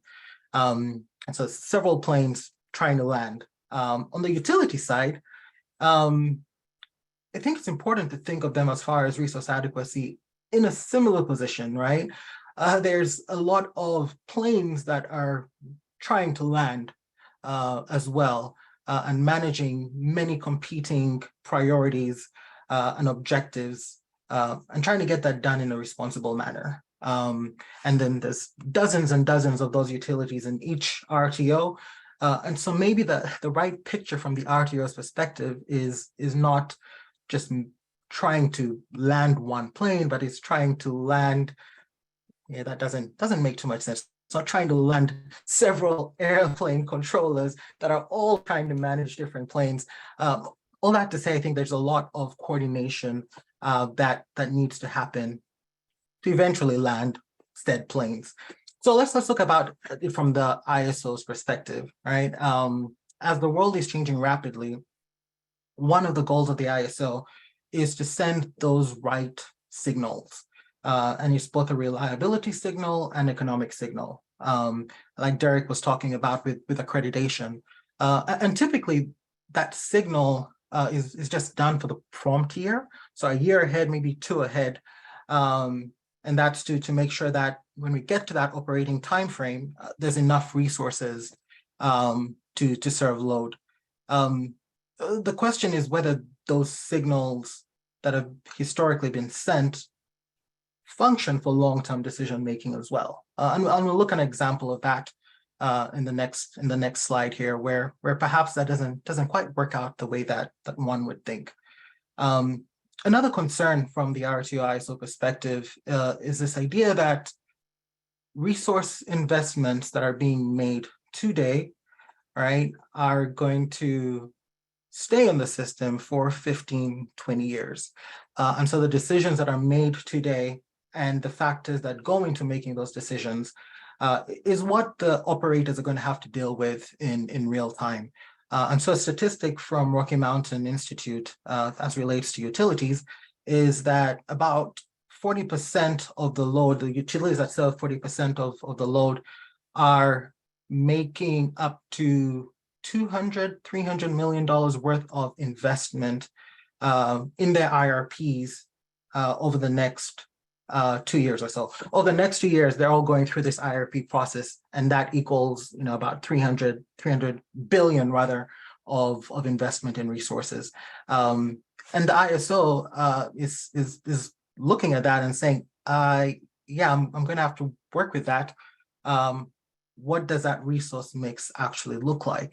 And there's very limited visibility that the ISOs have into those utility plans. And if you're reading through the IRPs, unless you know what you're looking for, it is quite cryptic. And sometimes if you're looking at the docket itself, right, things are really buried underneath. And so you could ask, but we'll look again at an example of if you just ask the utilities what their plans are, what you get.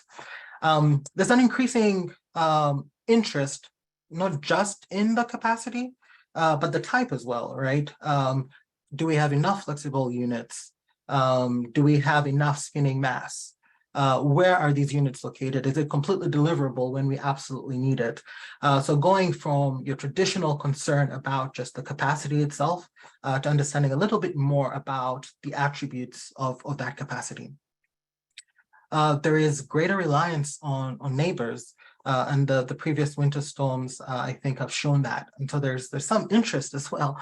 What exactly is happening in our neighbors' footprints? How much can we rely on that? And how much can we help them in their time of need? And then lastly, there is the idea that states ultimately have authority over resource adequacy. And the utilities, the load-serving entities are at the forefronts to make sure that enough resources are actually built to serve the load. And yet there are market decisions and policies and procedures that the ISO may create or may administer that perhaps are in conflict with what the state's goals are. And so there's room for some conflict there as well. And we can talk about that in a little bit more detail So let's jump to the utility side briefly. Again, multiple balancing act here, right? Meeting the ISO's requirements if they are part of an ISO. There's the state regulations, and then there's all the objectives of the different stakeholders, right? Whether it is a return on investment, whether it is meeting the public good. Sometimes these things are in conflict, and that's the utilities are having to manage. A balance between both the regional short-term resource adequacy requirements and some of the long-term planning. And sometimes those are moving the same direction, hopefully, but sometimes they may be in conflict just because of the assumptions and the data that's available there. Different business models, again, of those different utilities that might be in the same region that are all meant to work together in some fashion. Similar to the ISOs, an increasing need to understand what the neighbors are doing. If state X is pursuing 100% wind, and all the 5 states around are doing exactly the same, it's maybe good to know that, right? Because when you have excesses, how can you count on your neighbors if you have exactly the same resource mix? But if there is a state over that is doing something different, perhaps going solar, right? Understanding that, I think is useful because that factors into how much they can rely on the market, which is a staple of many IRPs.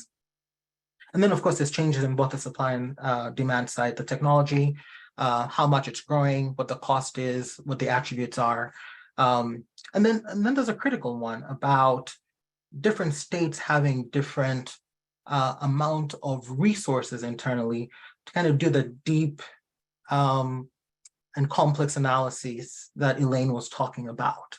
And so that you can see a number of big utilities have brought on new tools that have a little bit more granularity temporally, geographically, but you still have utilities, some that are large, that are doing their load forecasting with spreadsheets, right? Just talking with some utilities, and that's where they're at.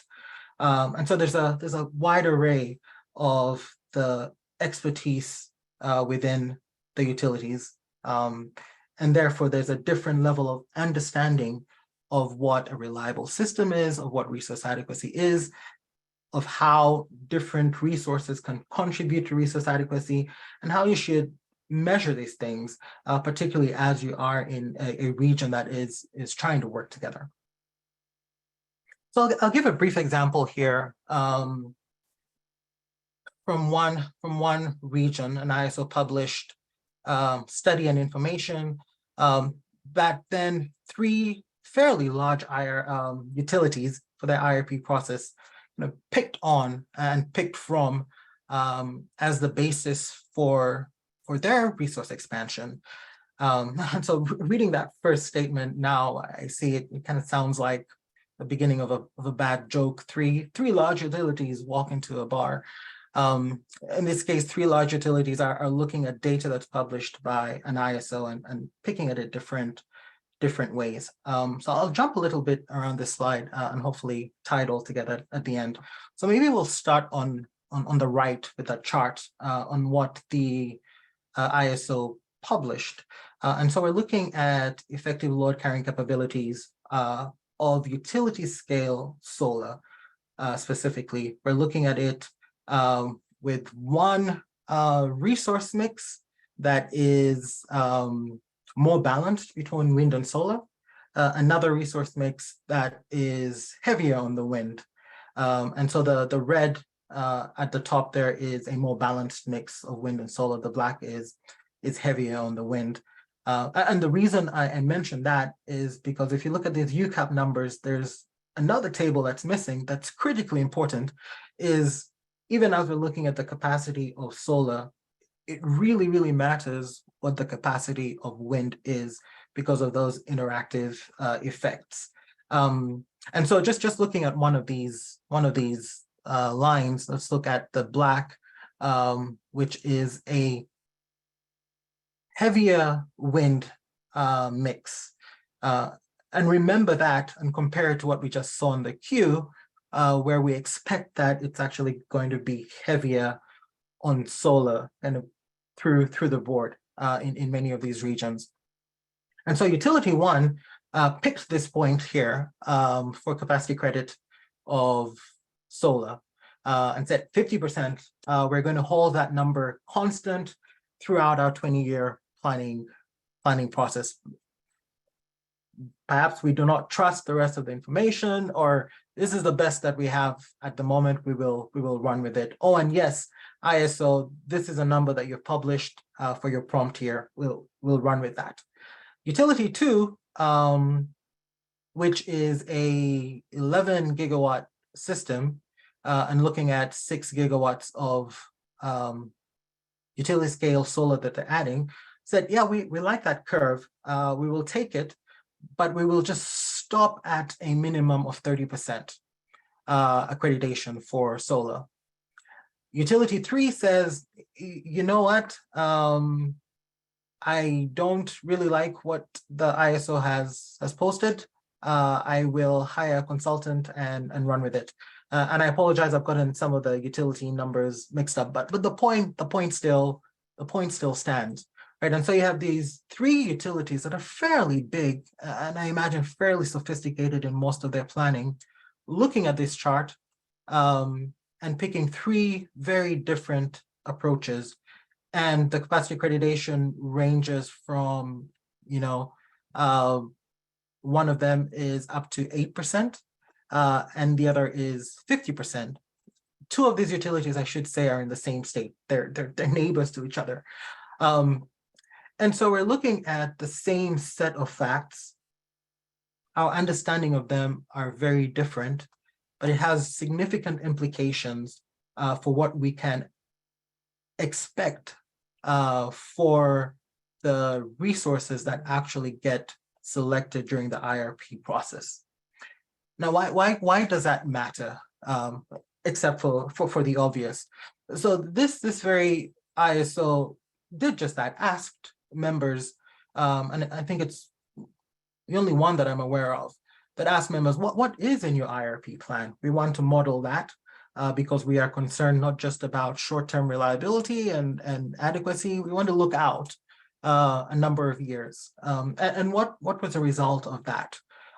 One, when all those plans were modeled, the solar capacity credit got up to 8%, right? It got as low as that. So much lower in the curve. 2, found that if we modeled those resources as the utilities said, there would be a capacity shortfall in the next 5 years. And that was with these assumptions on what the capacity accreditation were, right? And this is looking at 3 utilities out of dozens. And then last, very importantly, is that the specific units that were actually called out in the IRPs accounted for about 40% only of what the utilities are actually planning for. So a utility is planning for 40%, 50% carbon reduction, but in the IRP they're calling 5 units, and the rest are not really called out as specific units. And so there's a big gap there. So tying this all together from the perspective of an ISO and the states that are within that ISO that are trying to ensure resource adequacy, there's a lot of different approaches being taken. There's a lot of information that is being used differently. And it really begs the question of whether we are all speaking the same language, and especially as things are moving really, really fast. It is imperative, right, that we get on the same page as we try and make the right decisions in the next couple of years that we will be working with and living with for the next 10, 15, 20 years. And so lastly, just to round this up, I saw Derek's cartoon about resource adequacy, and I decided to raise him too. One on the far right about the chicken and the egg, and there's many ways that we could work with that one. One in particular relating to the last slide is who puts out the first set of information, right? Does the ISO RTO publish a set of future accreditation numbers that the states or utilities can then run with? But for the ISO to actually put that out, they need to know what the members and the utilities are doing and their assumptions. But for them to do that, they need to understand what the full resource mix is of the whole region. And so there's a bit of a cyclical question there that I think we need to be able to address. The other, right, is the elephant with the blindfolded scientists all filling at this. And I imagine we can use this example for a much deeper philosophical question, perhaps some existential questions. Is the elephant alive? Does it have a say in all of this? But we'll not get into that at this point. And the idea here is that we are all looking at this perhaps in slightly different ways. And it might help if we were to remove the blindfolds and start speaking to each other in a common language. And that would be extremely helpful. And so a discussion like this, like we're having today, I think is incredibly valuable from the utilities perspective, from the state's perspectives, from the ISO RTO's perspective, that we're all on the same page as we make these decisions, that we understand these terms, these concepts, these numbers, the modeling, all in the same way. I think that's the last that I have. So thank you for your time. Thank you for your audience. Thank you so much, James. That was a really illuminating dose of reality, I think, in terms of what we're actually facing out in the real world. After you do all of the modeling, the actual circumstances that we run into can be very much more complicated. So I guess I'm going to ask the other speakers to turn on their cameras, and you can take yourselves off mute. And this is time now for cross-cutting questions. So if people have questions they want to ask, just raise your hand. I think there's a raise hand function under the reactions at the bottom. We have a first question from Javier. But I wanted to, I guess, before we get into that very first question, just ask the speakers if they had anything else that they wanted to say, either in response to something else that they heard or something that they didn't get a chance to say. Is there anything else that, sorry, that you wanted to add to the discussion before we launch into the questions? And we all have an extra hour, Debbie? Well, we do have an extra 15 minutes because we ended a little bit early with the presentations. So if there are things that you wanted to bring up that you didn't get a chance to discuss, now's a good time. And not really hearing any, I'm going to launch into Javier Martinez's question. He was asking, do you consider that accreditation should incorporate both a probabilistic method or model and a retrospective method, historic operation performance? Or do you think it should be focused on one of the two? And this is something that Derek brought up, that there's kind of both ends of this. What are your thoughts?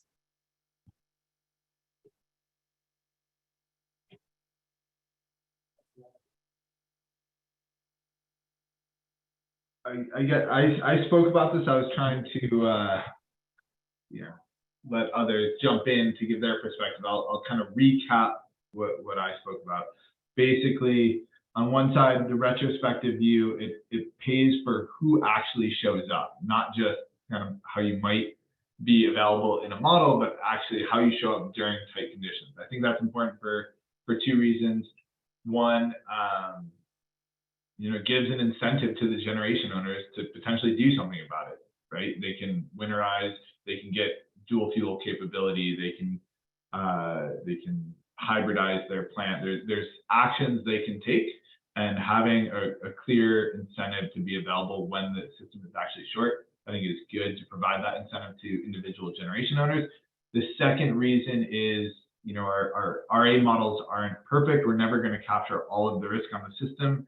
You're starting to see risk show up during, you know, shoulder seasons that might be driven not just by load, but by transmission outages or, you know, planned maintenance schedules. Basically, risk pops up a lot of times when we weren't expecting it, even in our models. And so the models are never going to be perfect. So having a mechanism that ties it to actual performance during actual tight margin conditions is useful. But I don't think I also wouldn't advocate for throwing out the probabilistic planning world. I think there's a lot of value to, especially if we're looking out in the future, the risk profile changes considerably. Like the timing of risk, the drivers of risk is going to change with a different resource mix. So I still think we need to ground ourselves in some simulation environment. And, you know, we want to make sure we're simulating what could happen, not just what happened in the last few years. Like what could happen is just as important, or if not more important than what has happened. So I think ultimately we need both. There's, I think, a lot of different ways to do that, but I don't know, James, Elaine. Yeah, I agree that we need both. I think that the you know, the signals and the incentives that are built to get a resource to behave the way that you want it to when the system is constrained might look different than the signals that you would need to design in order for that resource to be procured in the first place. So that's one thing to think about. You might not need as blunt of an instrument to get a thing to show up when you need it. High market prices might be enough to do it. And there might be other mechanisms for compensating them for being available regardless of whether it happened. I do think that something we miss in the retrospective is that, especially in these portfolios where there are a lot of portfolio interactions, there could be resources that are needed in order to set up other resources to be available during those periods. So I think solar and storage is the perfect example. Solar might not be generating during the hours when your system is really constrained, but without that solar, you couldn't have charged up your storage to be available to generate. So you have to think about how to sort of ensure that even if it's not generating, if it's providing energy that's supporting another resource to generate, how is that compensated? Aidan, James, do you have anything to add? I agree, both Elaine and Derek, and I'll point to the paper that Derek talked about that has a really helpful Venn diagram, right? That shows what the two different approaches would achieve separately, and what's the shared benefit of each.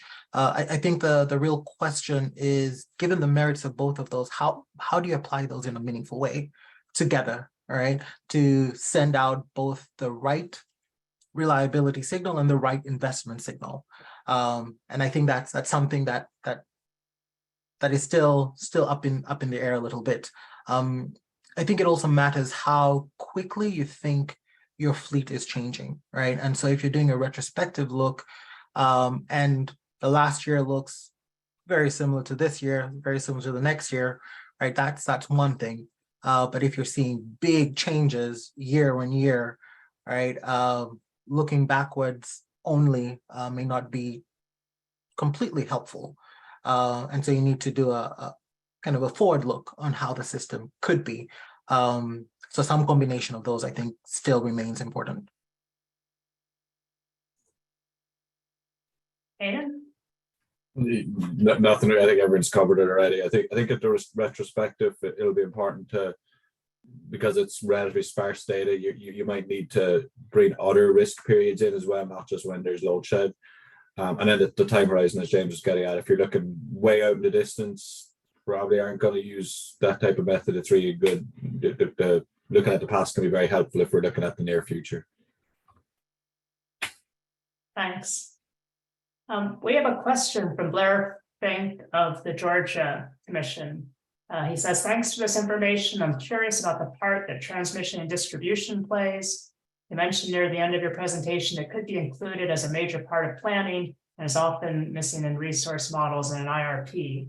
So I know that's a really hot topic, transmission and resource adequacy and planning.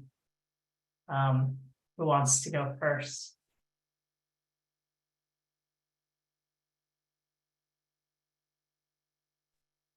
Don't everyone raise your hand. I mean, I can, as the IRP token IRP person, I can say a few words to get us started here. I think yes, I think transmission constraints need to begin to be recognized in RA models when they're relevant, if they're not already. That will make the analysis much more complicated in terms of understanding. Now you have to figure out not only what resources does the system need, but where do they need to be placed, and can you avoid them and do transmission instead? So it just adds many dimensions to the problem, and the decision makers are different potentially. So it's also difficult to incorporate that into a process where you might have limited jurisdiction. So I'll just seed everyone else with those nuggets. Derek, you're on mute. Yeah, I guess I was going to say, thank you, Debbie. In some places, the transmission is being captured. Oftentimes in a RA model, it'll be a zonal transmission topology. So there's always going to have to be some, or I shouldn't say always. Right now, there is a need to have some simplification of the transmission network in order, we're giving up granularity on the transmission side to be able to run hundreds or thousands of different simulations of different weather and different outage draws. So right now, there's simplification that's being done. It's typically a zonal topology, or some places, or a lot of places doing copper sheets. So I would advocate for making sure we at least have our major transmission interfaces, like the major binding constraints represented in a zonal topology.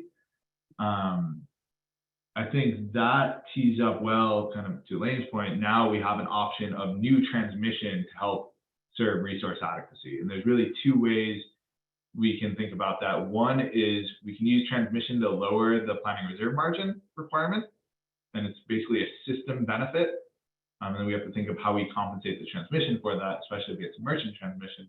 So in New York, for example, there's different locational capacity requirements, whether you're in New York City or Long Island or rest of state. And so transmission could decrease the local capacity requirements.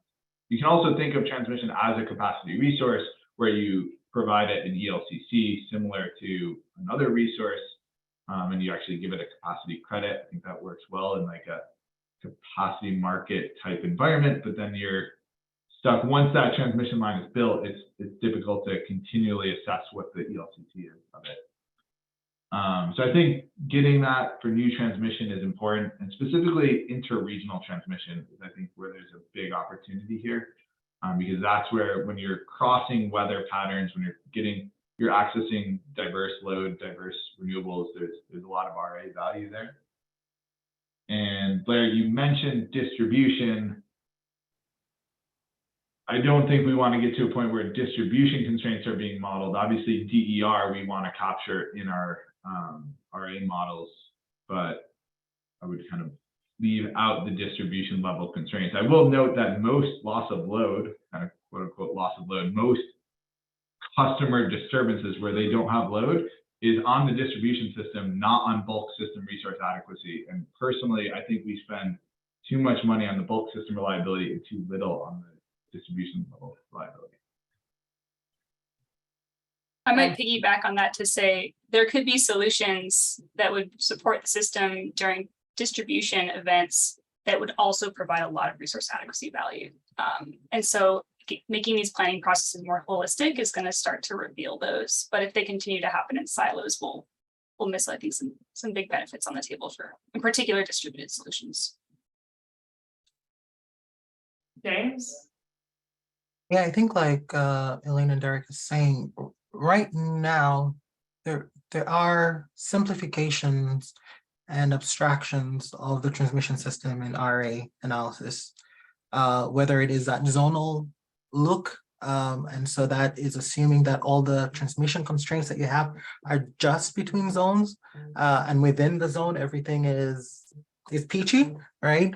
Or it could be the way that I think PJM does it, where you are doing your accreditation, but it's up until what is deliverable, right? And that deliverability is because of the transmission system. So there's some implicit ways that it's being captured, but I think more can be done. Like Derek was saying, when we're thinking about outages and real operations, right? When we look at the real system, there is transmission, both as a constraint and as a resource, right? And so finding ways to more smartly include transmission into our analysis, I think is helpful, because it gives us a better picture of what the system actually is like and how it would operate, realizing that there's different functions of the different processes and different studies that we do. But finding some middle ground, I think, would be good. Thanks, Aidan. Not a whole lot to add again, but I guess there's two pieces I would see. One would be within the modeling area, whatever region you're making a decision on, and doing a better job of recognizing constraints within that region, but then also understanding what you can access from your neighbors or what your neighbors might be accessing from you. And one of the challenges we see a lot is that understanding what information is available and how to make sure you got good models for what your neighbors have, especially during times of risk for you, what they may be able to access. Being able to kind of understand what that is, that's something that I think is still a challenge. So sharing that data, sharing those future scenarios, and then we can understand better what some of that interregional transmission will do. Within the region, there's already methodologies there, like PJM have their deliverability assessment that they do, and there's lots of folks will make sure you can actually deliver resources as they clear in the market. So I think there's ways out there to do that. Thanks. And I'll just add, Derek actually led a study, I guess this is probably a couple years old now, looking at interregional transmission providing resource adequacy benefits, connecting ERCOT and Southern Company, and finding that a 2 gigawatt transmission line essentially provides 2 gigawatts of capacity in ERCOT and 2 gigawatts of capacity in Southern Company. So providing, basically a huge financial benefit with that transmission line. But as Derek is saying, being able to monetize that's the tricky part. How would you actually monetize that benefit? How would you actually have that line accredited for capacity? Not that ERCOT has capacity market, but if it were in a place that had a capacity market, how would you accredit that transmission line for capacity? I think those are questions that we need to work on. Another question that had come up was around kind of resource adequacy versus resilience. Where does one start? Where does the other end? How do you define the differences between them? We're mostly focusing here on resource adequacy, but there's a kind of gray area. Do you have thoughts about how you think about the difference between resource adequacy and resilience?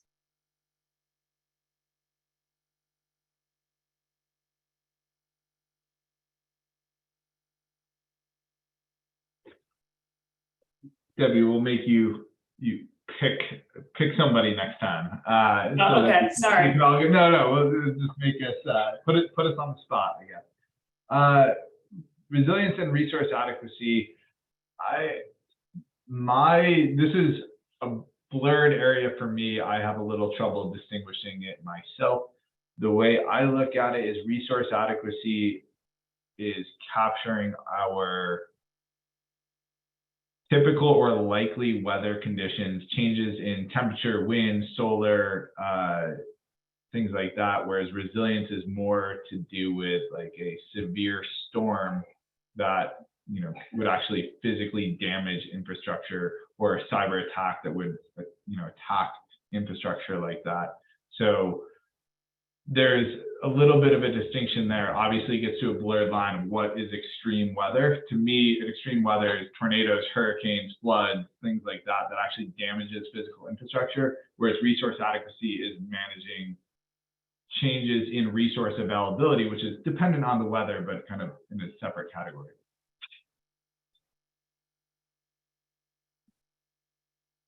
Anyone else have thoughts on how you distinguish between the two? Aidan?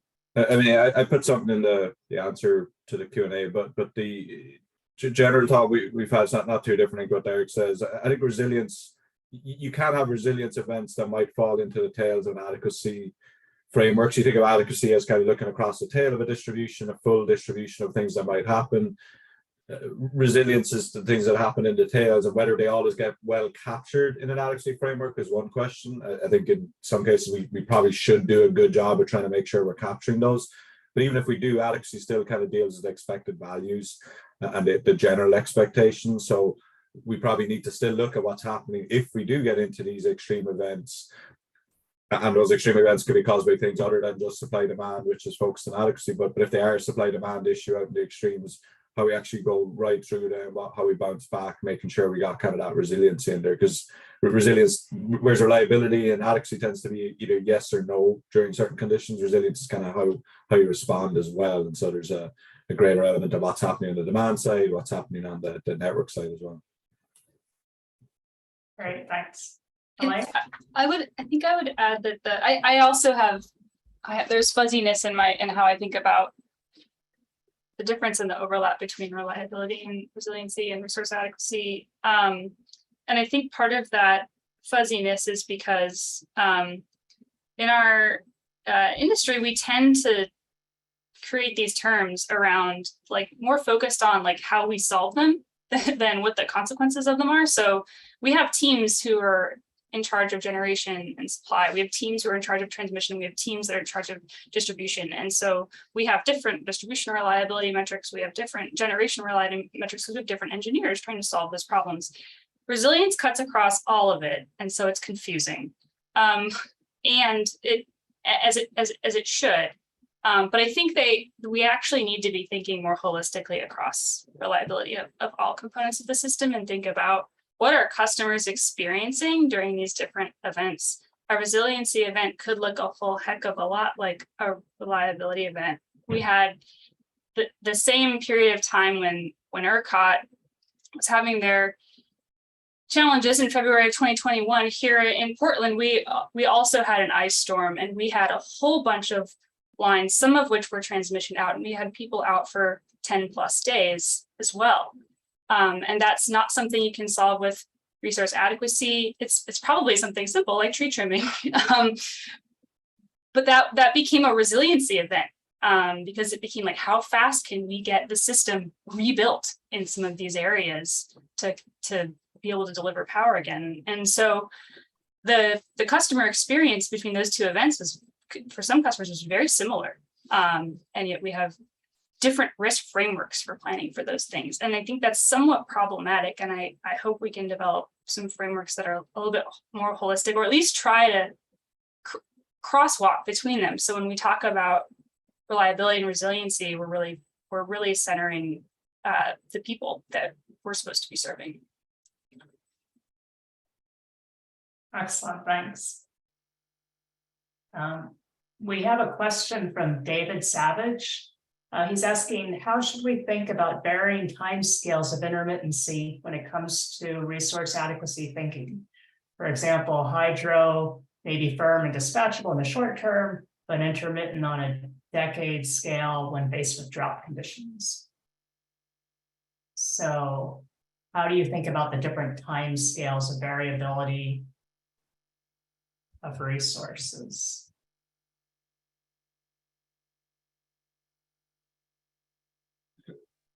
So the way I look at it, load, wind, solar, and generally kind of weather dependent thermal outages, I like to have all synchronized on similar timescales. So there's hourly drivers that are very correlated across all of the load, wind, solar, and thermal outages, although maybe thermal outages on a daily basis, but you can bring it in on hourly. So those I always try to really make sure are time synchronized. Right, when we're doing our RA simulations, we want to make sure the weather drivers that are influencing all three of those, we're picking up on their proper correlations. Hydro, you're right, it's somewhat decoupled. Most of the time, most places decoupled from that hourly or daily weather, but you do have seasonal variability, annual and interannual variability that we do want to capture. And so in that case, you'd still want to have in your resource adequacy simulation varying degrees of how the hydro could show up. You can have low hydro years, high hydro years. You want to make sure you're getting those probabilities, but you don't necessarily have to have your 2012 wind and solar weather year lined up with your 2012 hydro year. They're somewhat discorrelated. So that's Elaine. Does that mean that you would run your RA model with like different hydro sensitivities? Yeah, or you would just embed the hydro draws in the same. So if you're running 1,000 or multiple thousands of simulations of different weather years on the wind and solar and the load, you would just throw in 20 hydro years in there as well and have them randomly selected. You just don't necessarily have to keep them consistent, so the same weather years together. But yeah, you just throw in that hydro variability in the sampling.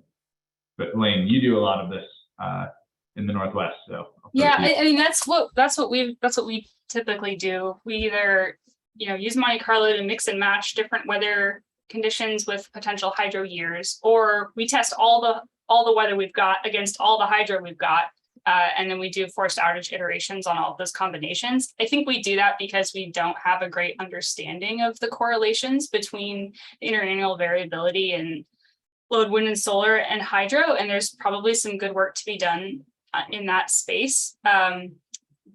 But when it really starts, I think, to get important is when you have systems that are really, really dependent on long duration storage of some sort. And that can be the stuff that we sort of magical long duration storage that we throw into our models for these like 2035 plus studies, or it could be a very large hydro, it could be the federal hydro system, or it could be a gas system that is supporting it, where we're doing like gas hydro optimization and all of that. So some systems are already like that, but we don't explicitly think about them as being reliant on long duration storage, even though they already are.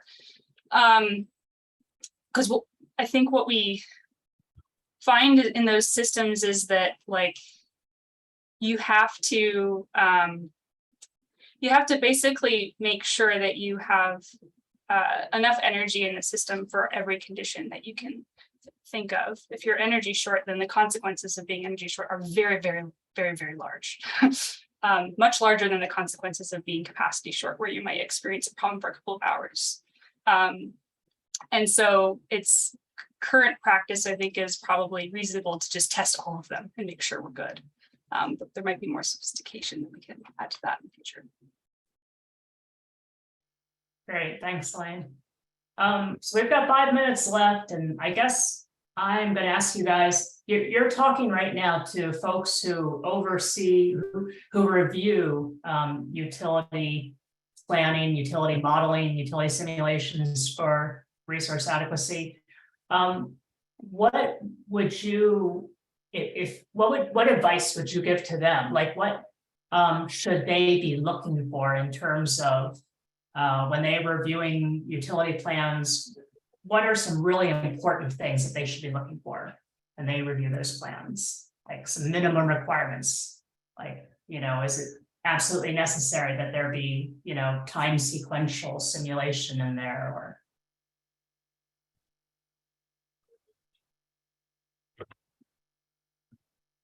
The first thing that comes to mind for me is typically how IRPs and kind of long-term planning is done is the process kicks off with the planning reserve margin in ELCC calculations. And, either the utility does the calculations in-house, they hire a consultant to kind of come up with estimates for those at the very beginning of the study. Those feed into the capacity expansion model, and then we're off. And then the rest of the IRP kind of takes those planning reserve margin in the ELCCs as truth at the beginning, uses them, and we never look back. But we know, and Elaine, myself, James, like we all talked about all these interrelationships between the different resources. And so the portfolio we end up with in our long-term capacity expansion might look very different than the one we evaluated in the planning reserve margin, ELCC. And I haven't seen enough work to really round trip the analysis to say, is the portfolio that we came up with in our capacity expansion and in the IRP, did we look back and make sure that that is resource adequate? Did we run it through the probabilistic analysis in the multiple weather years? So I would like to see more of that. The other thing is just on what the reliability criteria is. Like if we're planning to 1 day in 10 year, fundamentally, I think that's up to the regulators on the call to determine like what should our level of reliability be. Like it's not the utility that should be deciding that, it's the regulator ultimately. The utility should be the one that designs for it, but they're not necessarily making the call. And the call is really a trade-off between economic efficiency and reliability. We need to balance those two objectives. And I think for a long time, we've just kind of been using 1 day in 10 years, not saying that that's wrong, but I think it's something that we need to think hard about. Aidan? Yeah, I mean, kind of almost really on some of that, but really trying to understand better the risks that the system is facing. So the additional metric can help us there, but we're really trying to figure out, you know, when is the load being shed? What are the things that are actually causing challenges? And then digging into that a bit more. If you're seeing in reality winter being an extreme challenge like Elliot and Yuri, but then you ask the people either running the studies and they're showing, well, it's actually summer that we're showing the risk. Well, there's some kind of something misaligned there. So digging into that and making sure they have the right models and tools, data that are underlying that. Is that driven by the weather years they're selecting in the model? They should be selecting a range of weather years. Are they capturing things like weather dependent outages in the model, gas outages, whatever it is? So kind of that little bit of digging more to understand what's driving the risk. And one of the things we've been doing in the work we're looking at is going to come up with some kind of recommended, you know, standard practice versus best practice. That the terminology I'm not exactly sure on yet, but what all tools should be doing, what models and assessments should be doing, and then what are the kind of more advanced things that need to be thought about as well. And depending on where you are in the country, depending on where your resource mix is going and what future you're looking at, you might need to think about using some of those more advanced techniques relatively soon. I'll give a plug for a lot of the slides that I went very quickly over had sort of considerations for when you might need something that's a little bit more sophisticated and when it might be okay to use a simpler approach. And every question in an RA has a spectrum like that. These models are really complicated. You can't do everything with them. You have to make simplifications because of just the sheer number of conditions that you need to consider in these analyses. And so there are always going to be trade-offs. So I would encourage folks to go read the details there if they're interested in that. The other thing I would say is assumptions will drive the answer always. And so it's really important to dig into what those assumptions are and what the sensitivity of their findings are to those assumptions.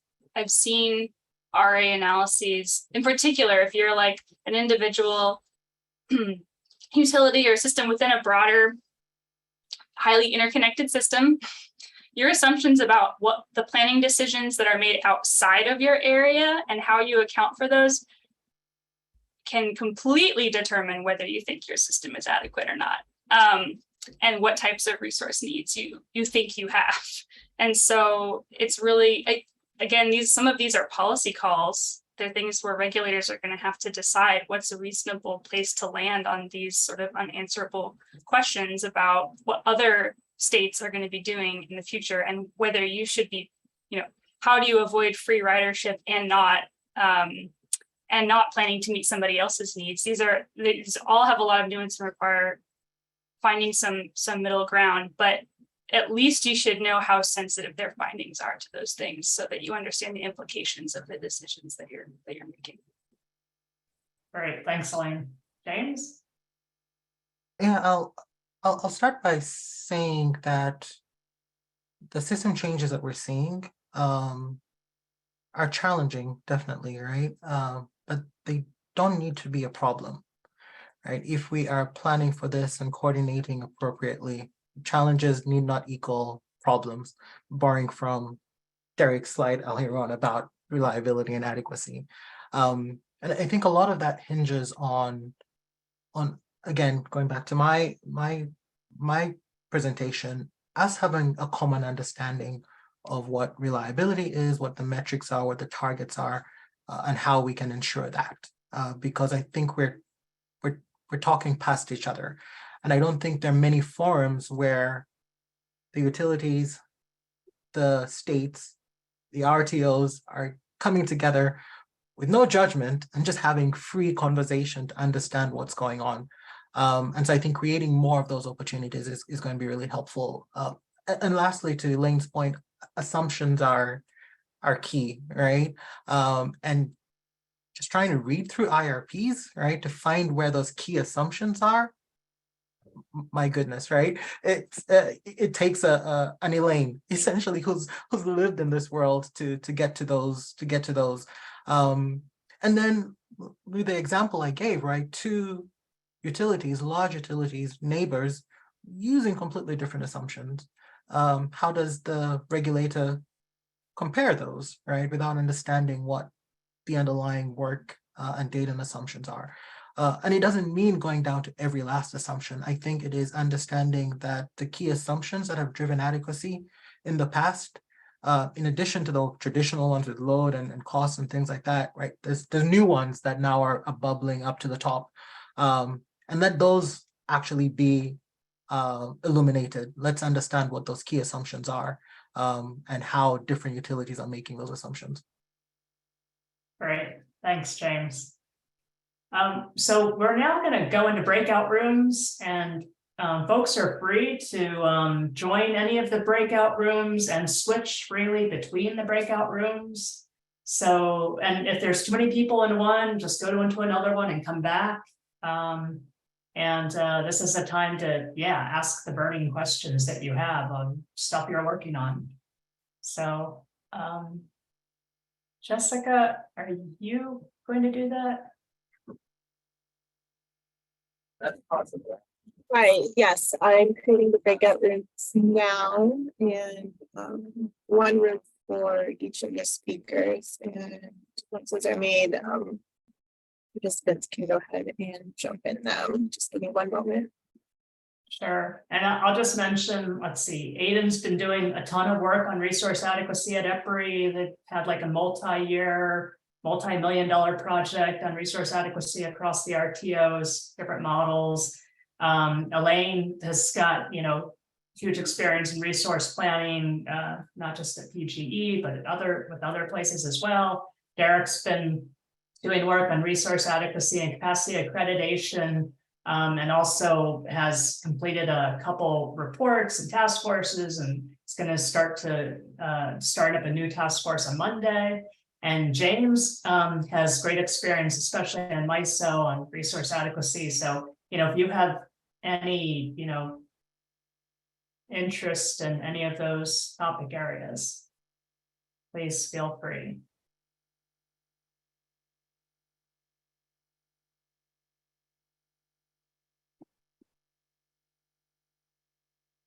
Okay, so I think you can just go and join. So for James, Elaine, Derek, Aidan, join the one that has your name.